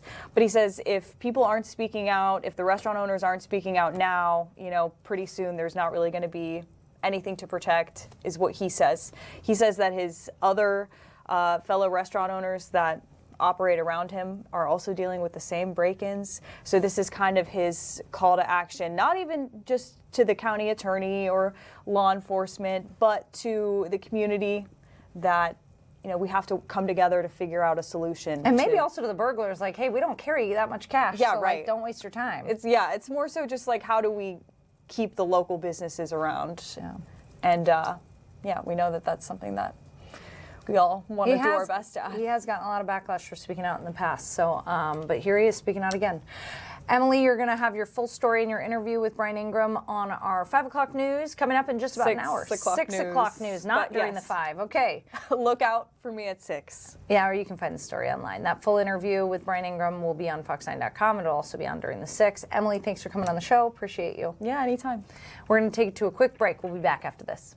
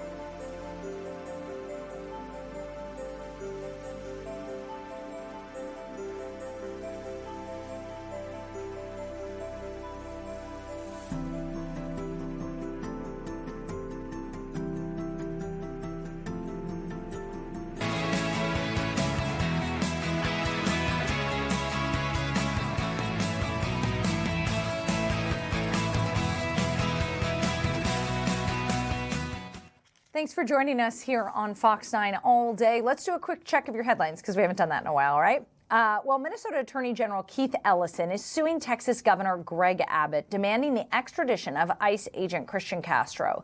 Castro, of course, is accused of shooting a man in the leg during January's immigration crackdown. At Operation Metro Surge here in Minneapolis. Ellison and Hennepin County Attorney Mary Moriarty say Castro could be released from a Texas jail as early as next week if he isn't extradited. Here's AG Ellison talking about this case earlier today. The urgency of this filing is that Texas law imposes a 90-day limit on the detention of fugitives awaiting extradition. This means that as early as August 26, a week from tomorrow, 90 days after he was first captured and detained, Christian Castro could walk free from jail in Texas and flee justice in Minnesota, including by leaving the country. In the last 5 years, Governor Walz has honored all 21 of Governor Abbott's requests to extradite fugitives to Texas. In that same period, Governor Abbott has honored 11 of Governor Walz's requests to extradite fugitives to Minnesota until today. When I said none of us should be here today, this is exactly what I meant. Christian Castro has been charged with breaking the law in Minnesota. He must face justice in Minnesota. Governor Abbott should have granted Governor Walz's extradition request long ago and is required to do so now. I should never have to file this lawsuit, but I have done so today to protect the Constitution, the rule of law, Minnesota's rights, and the people of the state of Minnesota, and, of course, the fair administration of justice. Christian Castro is not above the law, and Greg Abbott isn't either. All right. And then also happening in Minnesota today, Governor Tim Walz is taking action to further delay any prospect of copper and nickel mining near the Boundary Waters Canoe area. His executive order halts state permitting and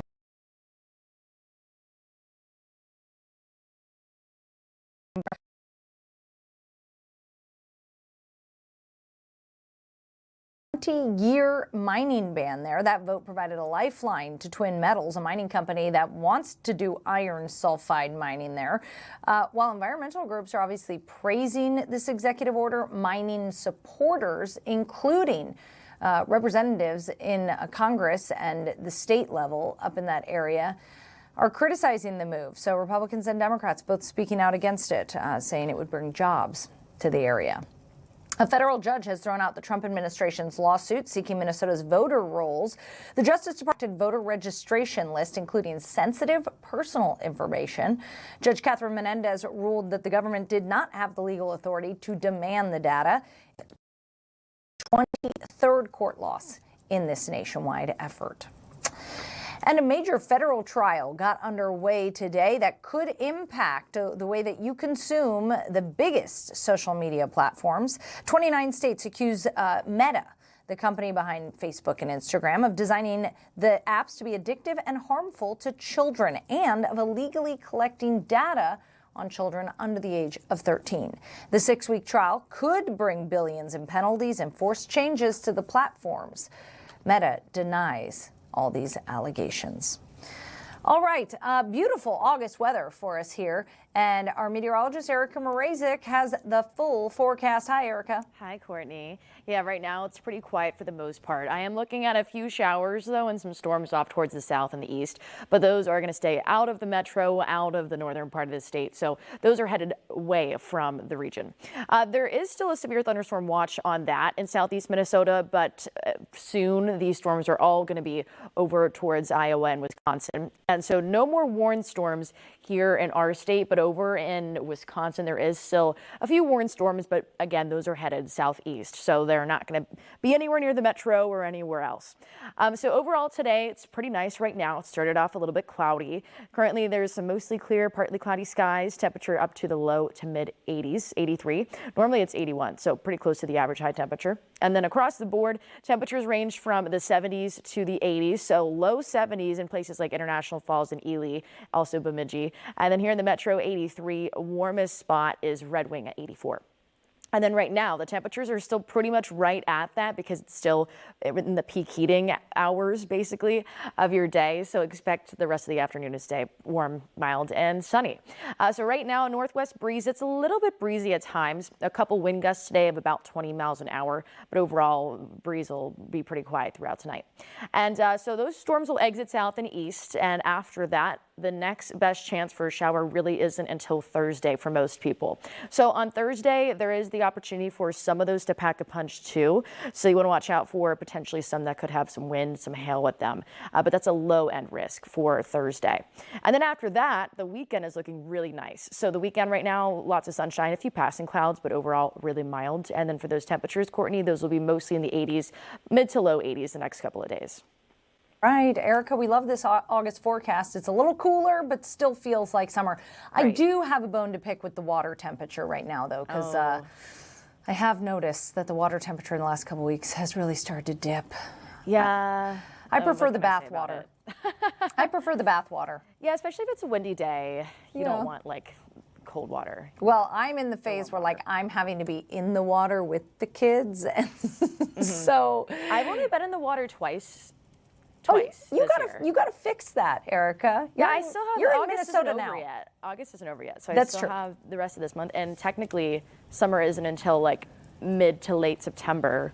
Summer isn't over until then, so I have beginning of September too. Yeah, and we get some heat waves. We tend to get some heat waves in September, so you might be in for a treat. Yeah. All right, Erica, thanks so much. Thanks. We got to get Erica out on the lake, I think. She's got to experience the full Minnesota experience. Kara, what do you think? She Boat does. party? I'll say I also haven't been on a lake very much this year, so I'm with her on that. You know, listen. Do you know how many times we try and make a priority to go on the lake, but when you work until 5 o'clock Monday through Friday, it's hard. It's hard. Yeah. It's hard. And so then we prioritize the lake, and so then I've been to the pool twice. I have not been in a pool kids this who summer. love a pool. Like, that's fun. Yeah, it's hard when you work, Yeah. so I get it. But I It think is. that Erica's new to Minnesota. She just moved here this spring. I think maybe we should get like Lake Minnetonka boat cruise going or something. All day boat cruise? Yeah, all day boat cruise. You're the one who lives on the lake, Courtney. Not on the lake, close to the Okay, lake. you're the one with a boat. Yes, true. We're gonna make it happen, I think, before the end of summer. Yeah. The CC Club in Uptown, the building is up for sale, Kara. I feel like as the resident Gen Zer in the building right now, can you just respond to this I news? think that most people, many generations that lived in Minnesota and Minneapolis, in their 20s have probably been to CC Club. This is true. So I am just currently in that stage of life. But yeah, CC Club is, I wouldn't say it's a frequent stop for my friends, but it's an option. I've honestly listen, I love a dive bar. I love a dive bar. I've done plenty of time in Yeah. dive bars. I have been in many Minneapolis dive bars. The CC Club, by the looks of the outside, Kara, I wasn't sure this place was still in operation. So when you told me it might be closing because the building was being sold, I'm like, that place is. By the looks of the shingles and the signs on the outside, and the bars on the windows, they have bars on the windows. Yeah. I thought that they were long closed. So it was news to me that they were still open. Courtney, the best dive bars in the Midwest are the ones that have bars on the look like windows? they have no windows. You're not really sure if they're open, and look like they haven't been updated in 30 years. True. And Those are the best dive bars. I think it's also required that the floors look like they haven't been mopped in like 4 years. Oh, well, they don't mop them. They vacuum them because there's carpet. Wow. Carpet. Yeah. I mean, I would hope they vacuum them. They might not. I don't know. Well, the I don't know. CC Club is a yeah. It's an establishment in Uptown Yeah. because it's been. How long has it been there? It's a long We're time. both Googling right now. But it's also the same CC building. Club opened in December 1933. Wow. Oh, you're right. 1933, over 90 years. We have to save this place. It was originally CC Tavern, and then it changed to CC Tap. It opened And CC Club since 1975. It opened immediately following the end of Prohibition. This was one of the first bars to open in Minneapolis following Prohibition. I have changed my tune. Save CC Club. Save CC Club. I mean, I don't think CC Club will close. It'll just be new owners. That kind of seems. You never know. I know. I mean, we had this a few months ago, 1029 Bar, which is also a pretty iconic bar in Minneapolis. Yep. They sold to the Smack Shack owners, and people were like, no, it's going to become another Smack Shack. But Smack Shack owners have made sure to, they've told us that it's going to stay 1029. Listen, I know Josh. He would never. He wants to keep the 1029 what it is. So unless there's some other investors that come in and want to do something different, Josh is going to keep it the 1029. He owns Smack Shack. Right. Yeah. And I mean, they've had the Smack Shack food forever. But I think it'll be a similar thing with CC Club. I think whoever ends up buying this place is going to be like, okay, you can't close the bar that's been here since 1933. It's also the same building as, it's Lindale, right? Yeah, it's on Lindale. It's the same building that houses French Meadow Bakery. And French Meadow has multiple locations, so maybe it wouldn't be that big of a deal if they had to close up shop. But it's not just the CC Club, so I could see maybe the new owner just lets everybody stay. Maybe. I mean, that French Meadow has been there since the 90s. Yeah, that sounds right. Yeah. So, I mean, I think those are two places that are going to be hard to be like, Only time will tell. Will we get another apartment complex, or I will the hope CC not. Club stay? They got to, they have to keep these iconic establishments in Uptown, because this is what keeps bringing people to Uptown these days. Well, true. That's true.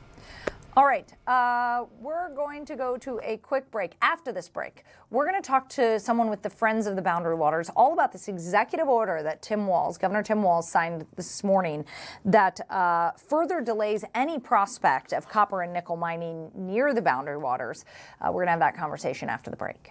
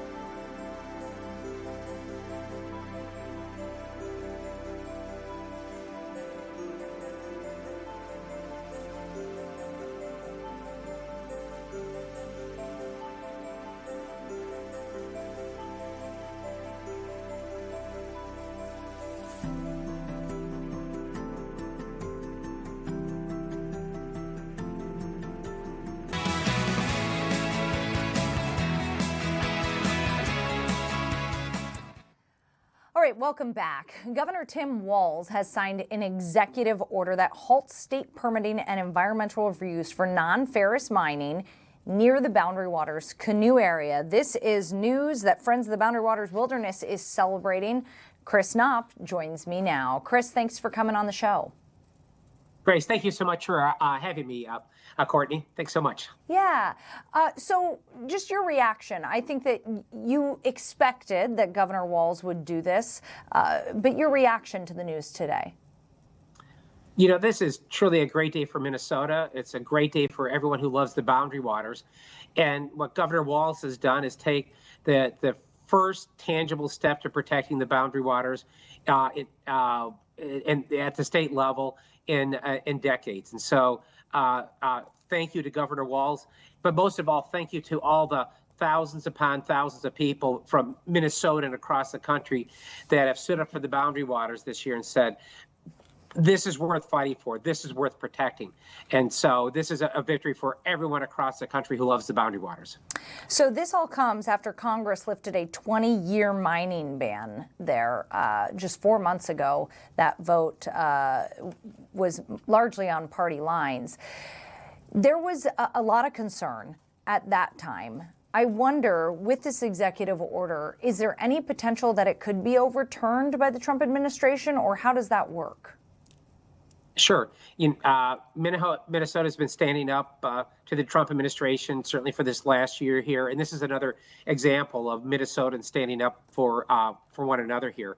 And at the state level, protections can be put in place. And so this is a very powerful tool against what the Trump administration has done.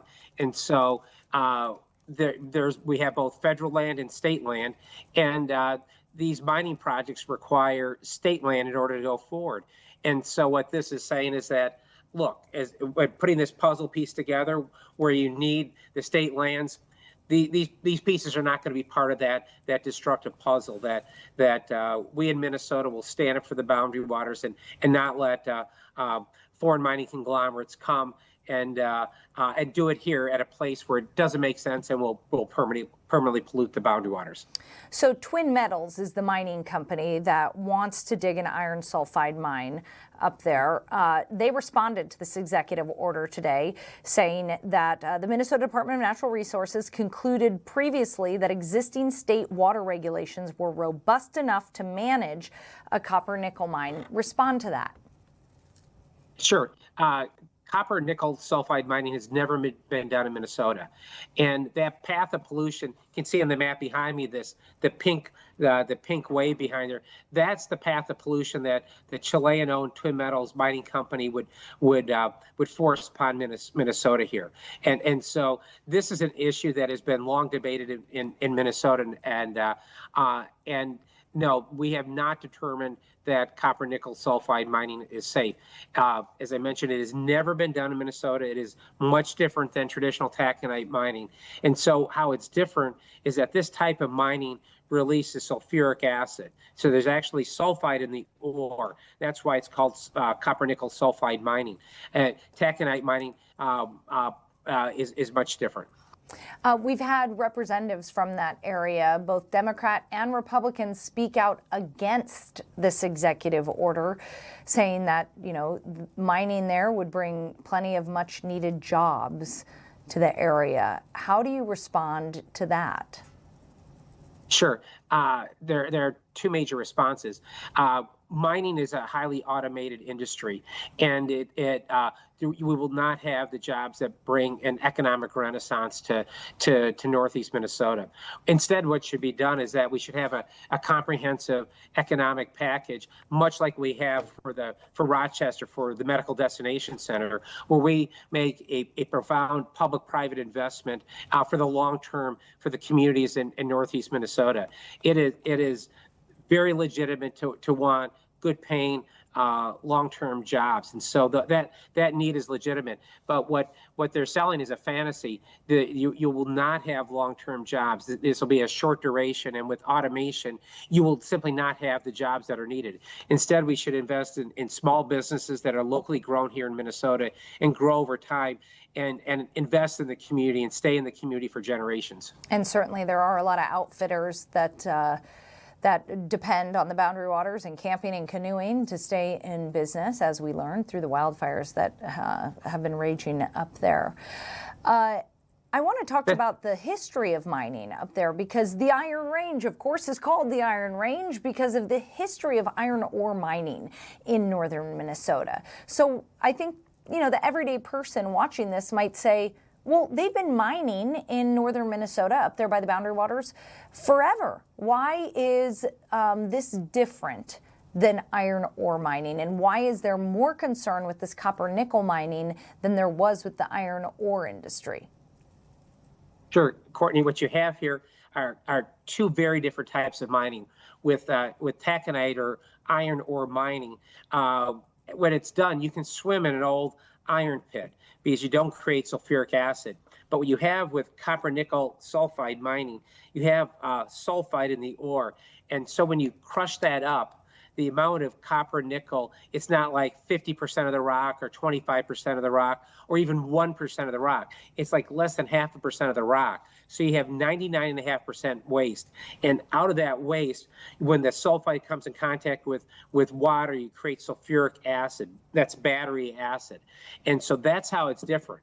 When that battery acid gets into the environment, you kill the wild rice. Mercury that's otherwise inert in the environment gets mobilized and put into the water, put into the plants, put into the animals, and ultimately put into humans. And that's a neurotoxin. And so that's how it's different. So it's not this mining has never been done in Minnesota. It's not part of our heritage or tradition. Instead, clean water is Minnesota's heritage. And so that's the heritage we should be protecting right now. How do you respond when you hear Twin Metals say things like, well, this won't impact the water in the Boundary Waters. We're not in the Boundary Waters. We're adjacent to the Boundary Waters. Sure. For folks that are my age, everyone remembers what a smoking and non-smoking section looked like in a restaurant or airplane. And the smoke always got into the non-smoking section. And here, water flows downhill. And so in the back of me is the map. And so while the proposed mine is just on the edge of the Boundary Waters, the water flows into the Boundary Waters. So just like a smoking section in an airplane or restaurant, the water is going to flow downhill into the Boundary Waters, right where the path of pollution you see behind me is. And so that's why the fact that it's on the edge doesn't matter, because the water flows downhill and will get into the Boundary Waters. We've talked about this when you've been on the show before, but the need for copper nickel they use copper nickel in solar panels. They use copper nickel in electric car batteries. So this growing demand for alternative energy and what is seen as more green energy is driving this copper nickel need. How do you respond to that when they say, well, you want more solar panels, you want more electric cars, we gotta get it from somewhere, and we don't want to get it from our foreign adversaries who might not be mining it so cleanly? For sure, a great question. And the answer to that question is that, we should exhaust the reasonable alternatives first. And so if in Minnesota, if we just, in the United States, if we just recycled copper and nickel at the same rate as they do in Europe, we would not need the Twin Metals mine at all. We would not need it at all. So we have in the cars that are driving around our streets right now all the copper that we need. And so if we recycle that, then we do not need to exploit the Boundary Waters for copper. So that's the response to the very good question. Like, hey, where can we get it? Well, we can get it, from the cars that are driving on our streets right now. Wow.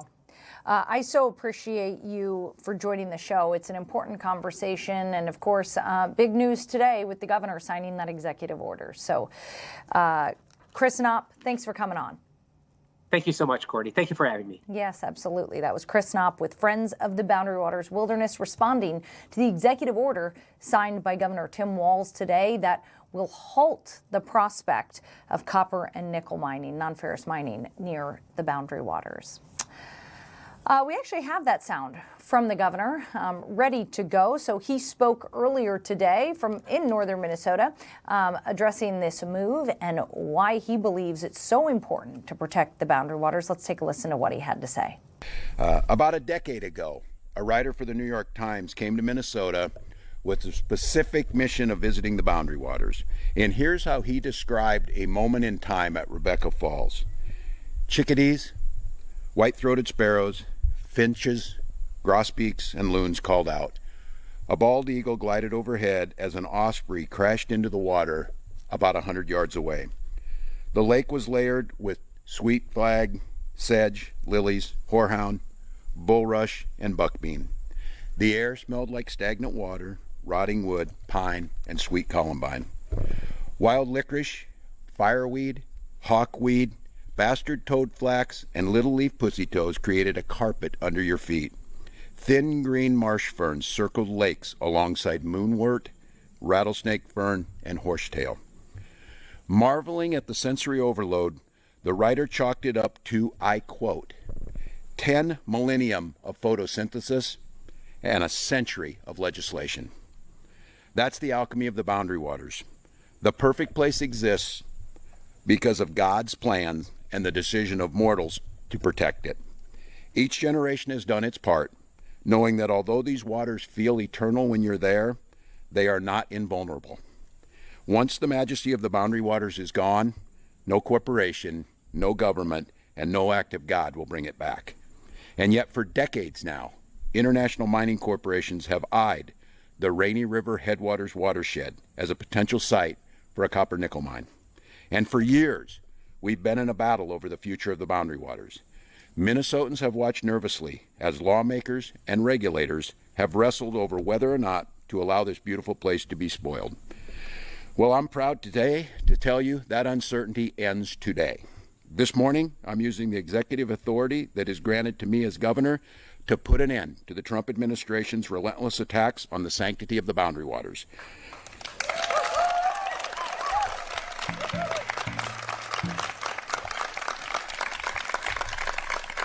Under this executive order, I'm issuing that the Minnesota Department of Natural Resources and the Minnesota Pollution Control Agency will refuse to participate in any process that leads to non-ferrous mining in the Rainy River Headwaters watershed. And while the details of the order may be comprehensive, and you'll hear a little bit about those, the upshot is really simple. As far as my administration is concerned, the fight for the future of the Boundary Waters is over. The verdict is in, the decision's been made. We will protect this place forever.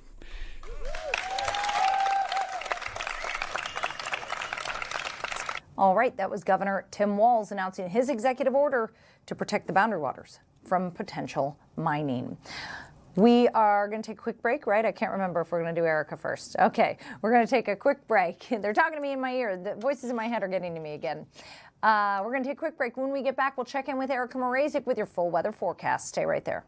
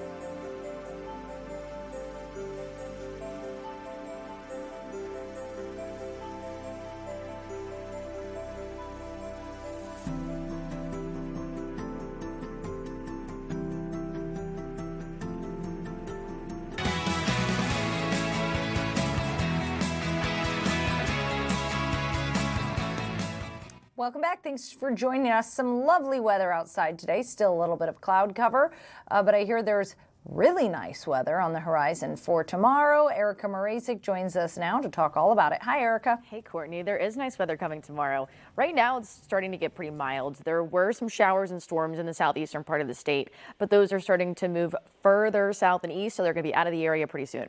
But overall, though, still a severe thunderstorm watch out. So that's pretty much nothing's really going to happen there in our neck of the woods. It's mostly now for western Wisconsin. There's still a couple severe thunderstorm warnings in Wisconsin, but in Minnesota, things are looking quieter. Just a few raining rumblers down south and east. But in White Bear Lake right now, it looks beautiful. Brightly cloudy skies, some sunshine, overall pretty mild. 83 was your high temperature today, typically 81 this time of year, so pretty close to normal. And then across the entire state, temperatures range from the 70s to those mid to low 80s. So the warmest spot, that was Red Wing at 84, and then some of the not so warm spots up towards the north in places like International Falls, Hibbing, Ely, 70, but overall pretty mild. Right now, the temperatures are matching those highs because it's still pretty much, I would say it's getting past the peak heating, but it's the time frame, the afternoon, when we're the warmest. Overall, northwest breeze is moving in. It's a little bit breezy at times. Some wind gusts could be up to about 20 miles an hour, but overall, pretty nice. High temperatures the rest of the week, those will stick to the mid to low 80s, so pretty consistent, no huge temperature fluxes. And then for your next best chance for a shower and a storm, that's going to be on Thursday. And at the moment, there's a level 1 out of 5 risk for some possible strong storms. And with those, you may see there's the potential of some hail and some gusty wind. And then after that, the weekend is looking really nice. Right now, the weekend's looking sunny, mild, warm. So Saturday, Sunday, Courtney, are looking great as of Tuesday. We were chatting. I think we need an all-day boat trip because you haven't been out on the water yet. Well, I've been on the water twice, but I've been in the water twice too. Separate times. I feel like this is a riddle. Is this a riddle? No. It was Cedar Lake, I think, was the one, and Bede-Makaska. Very nice. Yeah. Nice places to paddleboard, certainly. Unfortunately, they've been closed for E. coli many times this summer because it's been so hot. But we're so lucky to live here with all the water. So it's beautiful. We do want to get you out on a boat, on a real boat, at some point, Erica. Yeah. Okay. Thanks, Erica. Appreciate you. So let's go now. We're going to shift gears a little bit. This Sunday, IndyCar racers are going to race the streets of Washington, D.C. Yep, this is all part of the America 250 celebration. It's going to be historic to watch this race go through the streets of D.C. And we have a special piece put together by one of our Fox colleagues to preview the event. Take a watch. One weekend, one city. There's never been a race like this. This is history in the making.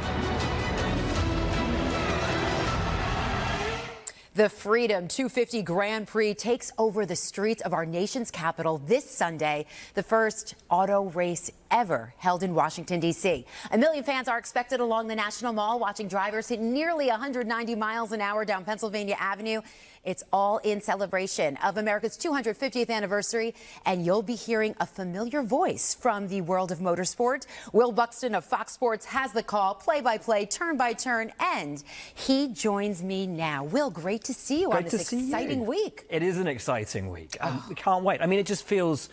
It feels wonderful, but wonderfully bizarre that we will be racing down Pennsylvania Avenue past the Capitol. I can't think of another time in motorsports that they've been able to race around such a famous city and past such famous landmarks. So besides, Will, passing all those incredible landmarks and going through the nation's capital here in the U.S., what else is very unique about this specific IndyCar race? I think the fact that it's a one and done.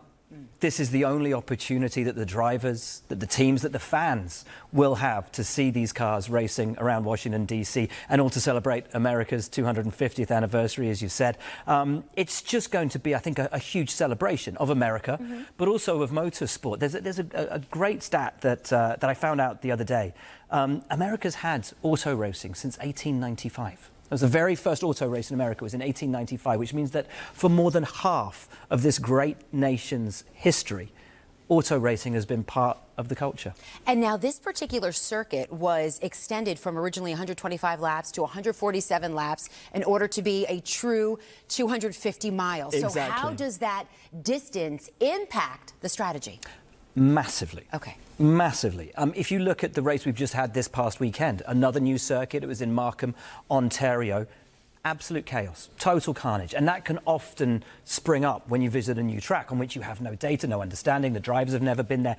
The teams have never been there. So they have no reference point over how to run strategy and permutations that might throw themselves up during the race. So you've kind of got to wing it. And when you extend the distance of the race by that much, you can throw up all kinds of different possibilities. So hugely excited for that, and a nice round number at 250. 250. What kind of a driver does it take to win something like this? Determination, I think a steely calm, and then a precision. A street circuit is different to a road course. It's different to an oval in that every corner has a barrier right next to you, a wall in most cases. You can't go too lurid, too fast on exit because you end up, again, in a wall. A tiny lapse of concentration, a momentary mistake, and you are into a concrete barrier at 180 miles an hour, day done. All right, Will, before we get into some of the drivers that are in this field, can we take a listen to your iconic call of the Indy 500 back on May 24th? Sure. Armstrong goes now. Foot to the floor. Malukas goes with him. One lap to decide it all at Indianapolis. Malukas hunting to the high side, around the outside, into the lead. Malukas leads with one to go. Rosenquist round the outside of his teammate through one, into the short tune in two. Teammates battle side by Wow, side. Felix Rosenquist by 200th of a second. Will, that was the closest finish in the 110-year history of the Indianapolis 500. What did you see on that final turn that maybe a casual viewer doesn't see?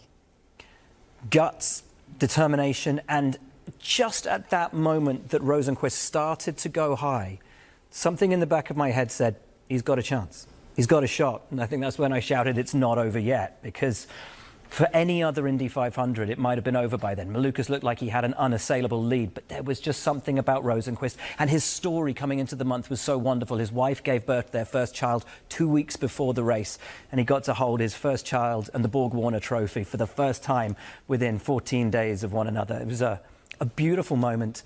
And just, again, when we're talking about that race in Washington, you need the precision, you need the guts, the self-belief, the determination to pull off a move that no one else is willing to do, and Rosenquist had it that day. Will, who is the favorite? Because Alex Palou, right now, he has a 133-point lead on the rest of the field with still 4 races to go. So who can we expect? Who should we watch quickly?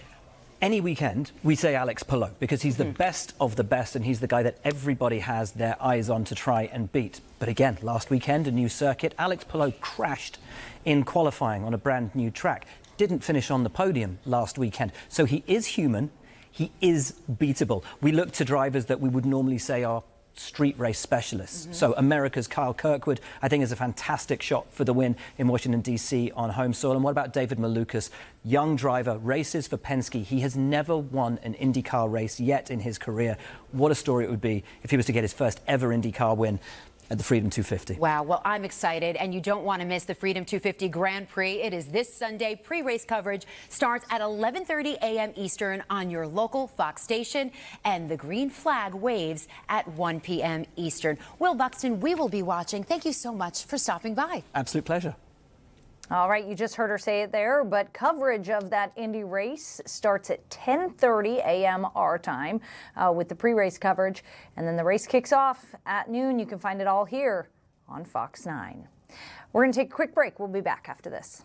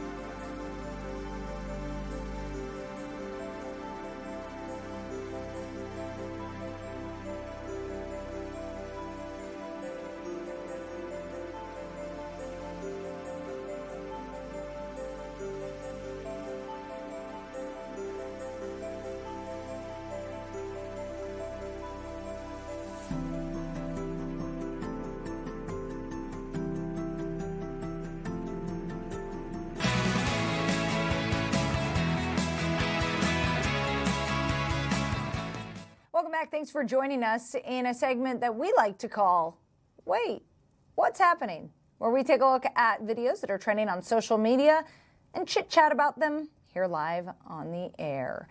In this first video, the Milwaukee Zoo has added some penguins. So the Milwaukee Zoo announced that it was introducing 2 new penguins to its population, posting footage of the pair's growth this past week. Take a watch. Well, the zoo said that its newest residents, humble penguin chicks Pike and Martin, hatched in April and have been hand-raised behind the scenes, with caretakers introducing new foods, administering antibiotics, and performing routine exams. Once the chicks are strong enough and have begun the molting process, growing waterproof adult feathers, that is, they were introduced to swimming with a kiddie pool, holding only a few inches of water. So at first, their zookeeper said they were a little unsure about the situation, but they gradually increased the amount of water, and by the end of the first week, they were just loving it, as you can see there. Cutie patooties, love the penguins. Kara Savage, you a big penguin fan? Is that one of the exhibits that you visit when you go to the zoo, or could do with I like penguins. I feel like they're fun. They're easy to watch. Hot take. They're cute. Why does the penguin exhibit at the Como Zoo always smell absolutely terrible? It's horrible, but it is kind of, I grew up going to the Como Zoo, so it's kind of like a nostalgic, stinky. Every time I walk, it's just like it hits you. You open the door. It does. and It it's really like- does. And my kids love the penguins. I don't think at the Minnesota Zoo, I don't remember it smelling like that when you go to the penguin exhibit at the Minnesota Zoo. We frequent the Como Zoo a little more. They both have penguins, both cute. Yeah. These are adorable. Happy for the Milwaukee Zoo. And that's really all I have to say about that. If Paul was on here, he'd have some fun fact about... he just said something in my smells ear that pretty I'm bad not gonna behind the scenes at the Minnesota Zoo. Okay. Okay. I don't know. Or is this the police officer one? Nope. We've got the mice in the airport. Oh my goodness. This one. Oh my gosh. Listen, if you've been to New York City, this is no surprise for you, but a passenger at LaGuardia Airport posted this video to social media showing mice running around the gate at LaGuardia. Take a watch. No.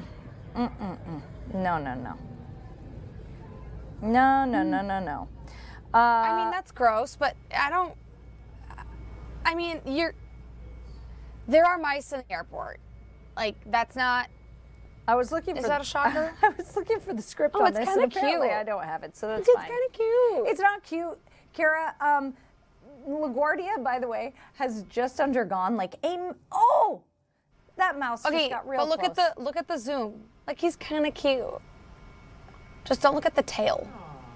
Oh, okay. I mean, I could see it. Yeah, kind of cute, but like not what I want to see when I'm at the airport. Do you know how many times I have laid down on a floor at an airport because my flight's delayed? That's gross, Courtney. Well, mice or no mice, do not lay down on the. That's Where gross. are you sleeping when your flight's delayed?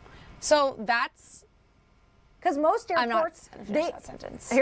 most airports have those like arms on the chairs that do not lift, and I'm trying That's to lay true. down. I'm Yeah. trying to lay down. That's true. I'm desperate. It's what I got. Yeah, So, I mean, it happens, but I mean.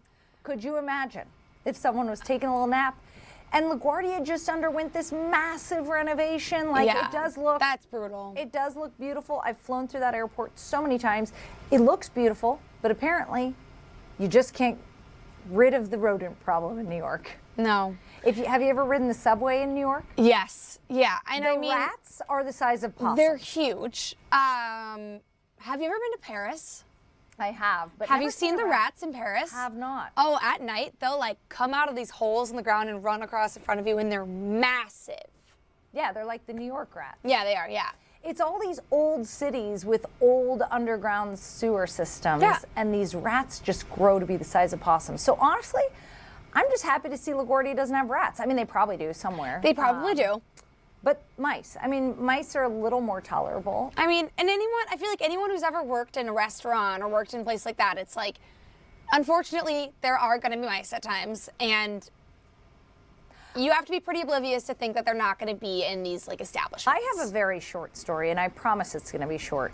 Okay. When I was traveling the world as a competitive snowboarder, we were staying in this hotel in Finland, and there was like this lower level of the hotel, and I don't know what was happening there, but the mice clearly, I mean, it's like 20 degrees below zero in the winter in Finland, so the mice come inside.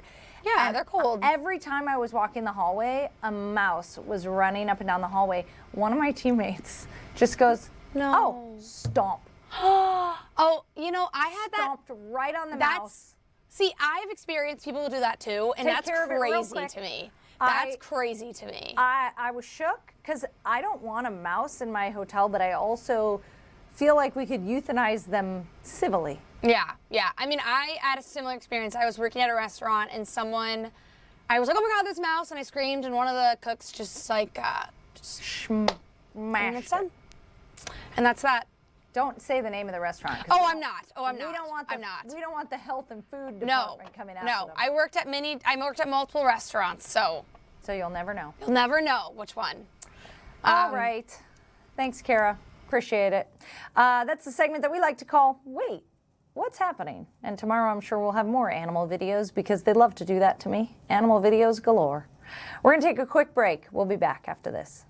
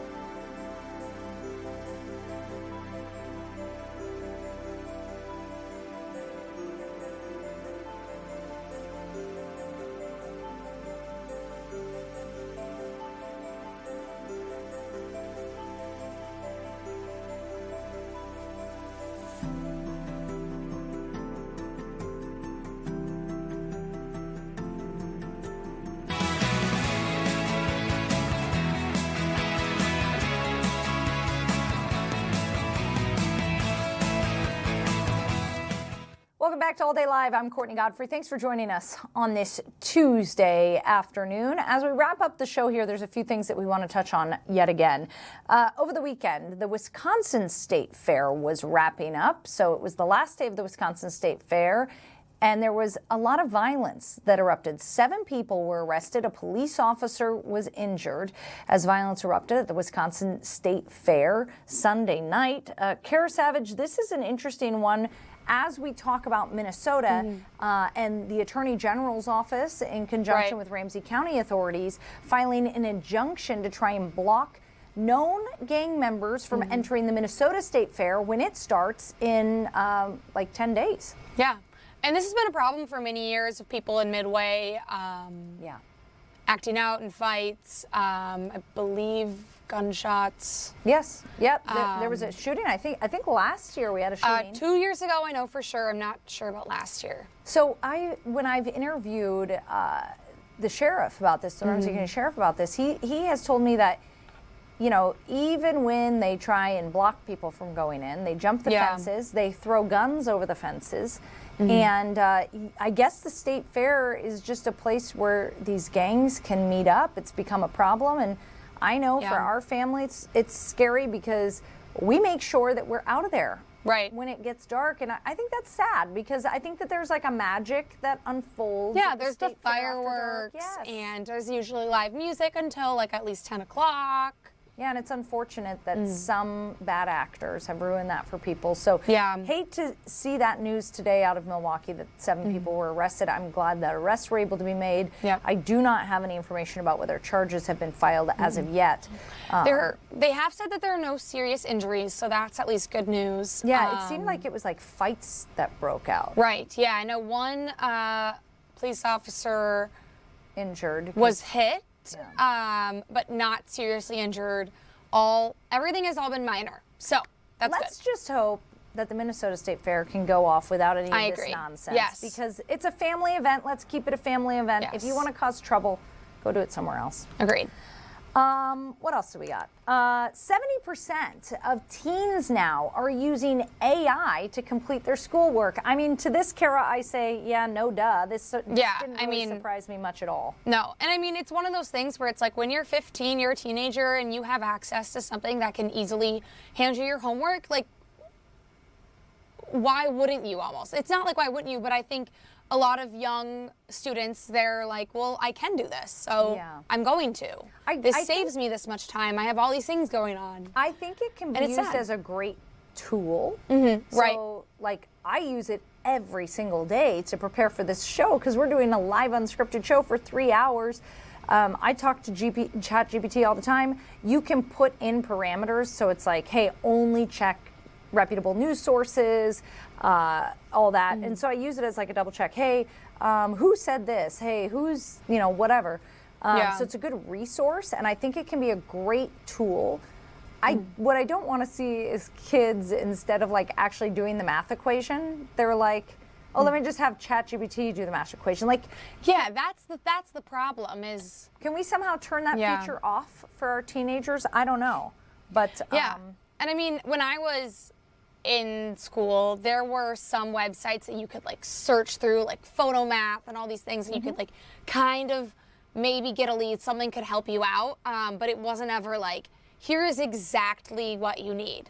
And I think the main problem here is it's like, kids are going to suffer for their critical thinking skills. Like, they are not being forced to figure this out for themselves, or even because if you're using it even for basic questions, then you're not using your creativity and you're not thinking critically about how you can do this. So it's sad. On the other side, people might say, well, by the time they enter the workforce, everything's going to be done by AI anyway, so they're, they don't need to know the answers. But it's interesting because as a part of this study that was done by Common Sense Media that found 70% were using AI to do their homework, the teens reported that they knew that it was not in their best interest. So among those who used AI, 38% say having the tool available stops them from having ideas of their own, and 39% say they feel like they're missing out on learning when they use AI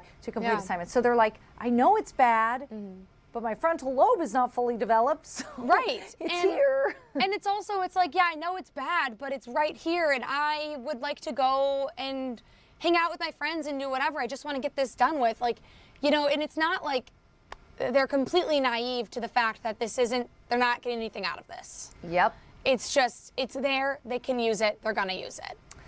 In other news, Bemidji, Kara, was named... Hard turn here. Hard turn, sorry.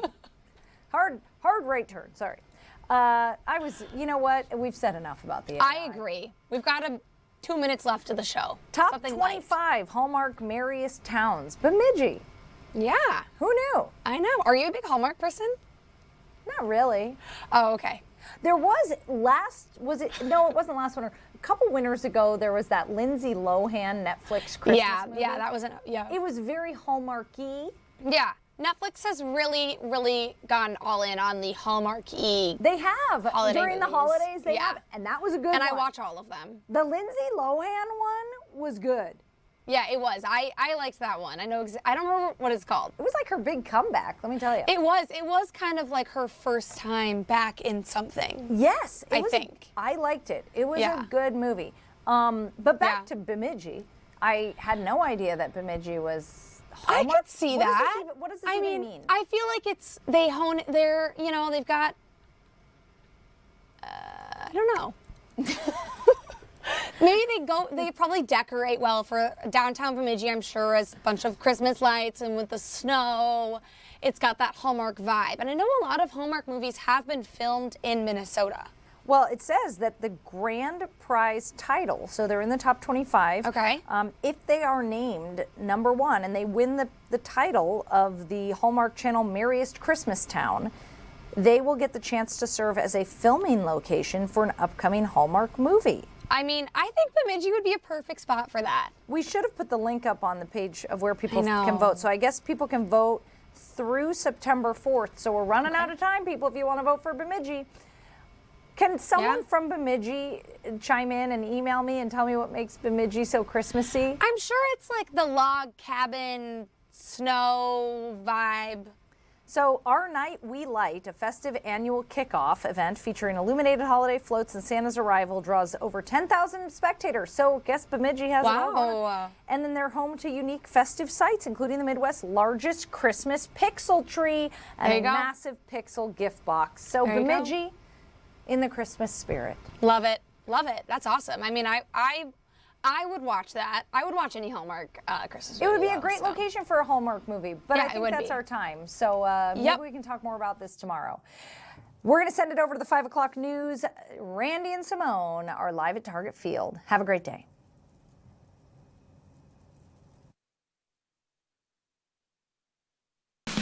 This is Fox 9 News at 5.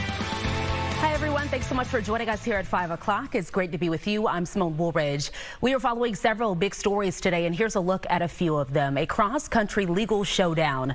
Minnesota Attorney General Keith Ellison is suing Texas Governor Greg Abbott. It's over an ICE officer charged with shooting a man here in Minneapolis and then lying about it. He is currently locked up in Texas, but state leaders say if Governor Abbott doesn't act soon, he could walk free in a matter of days. So Paul Bloom will have much more on that in just a couple of moments. And then a new battle over the Boundary Waters. Governor Tim Walz signed an executive order to block new copper and nickel mining near the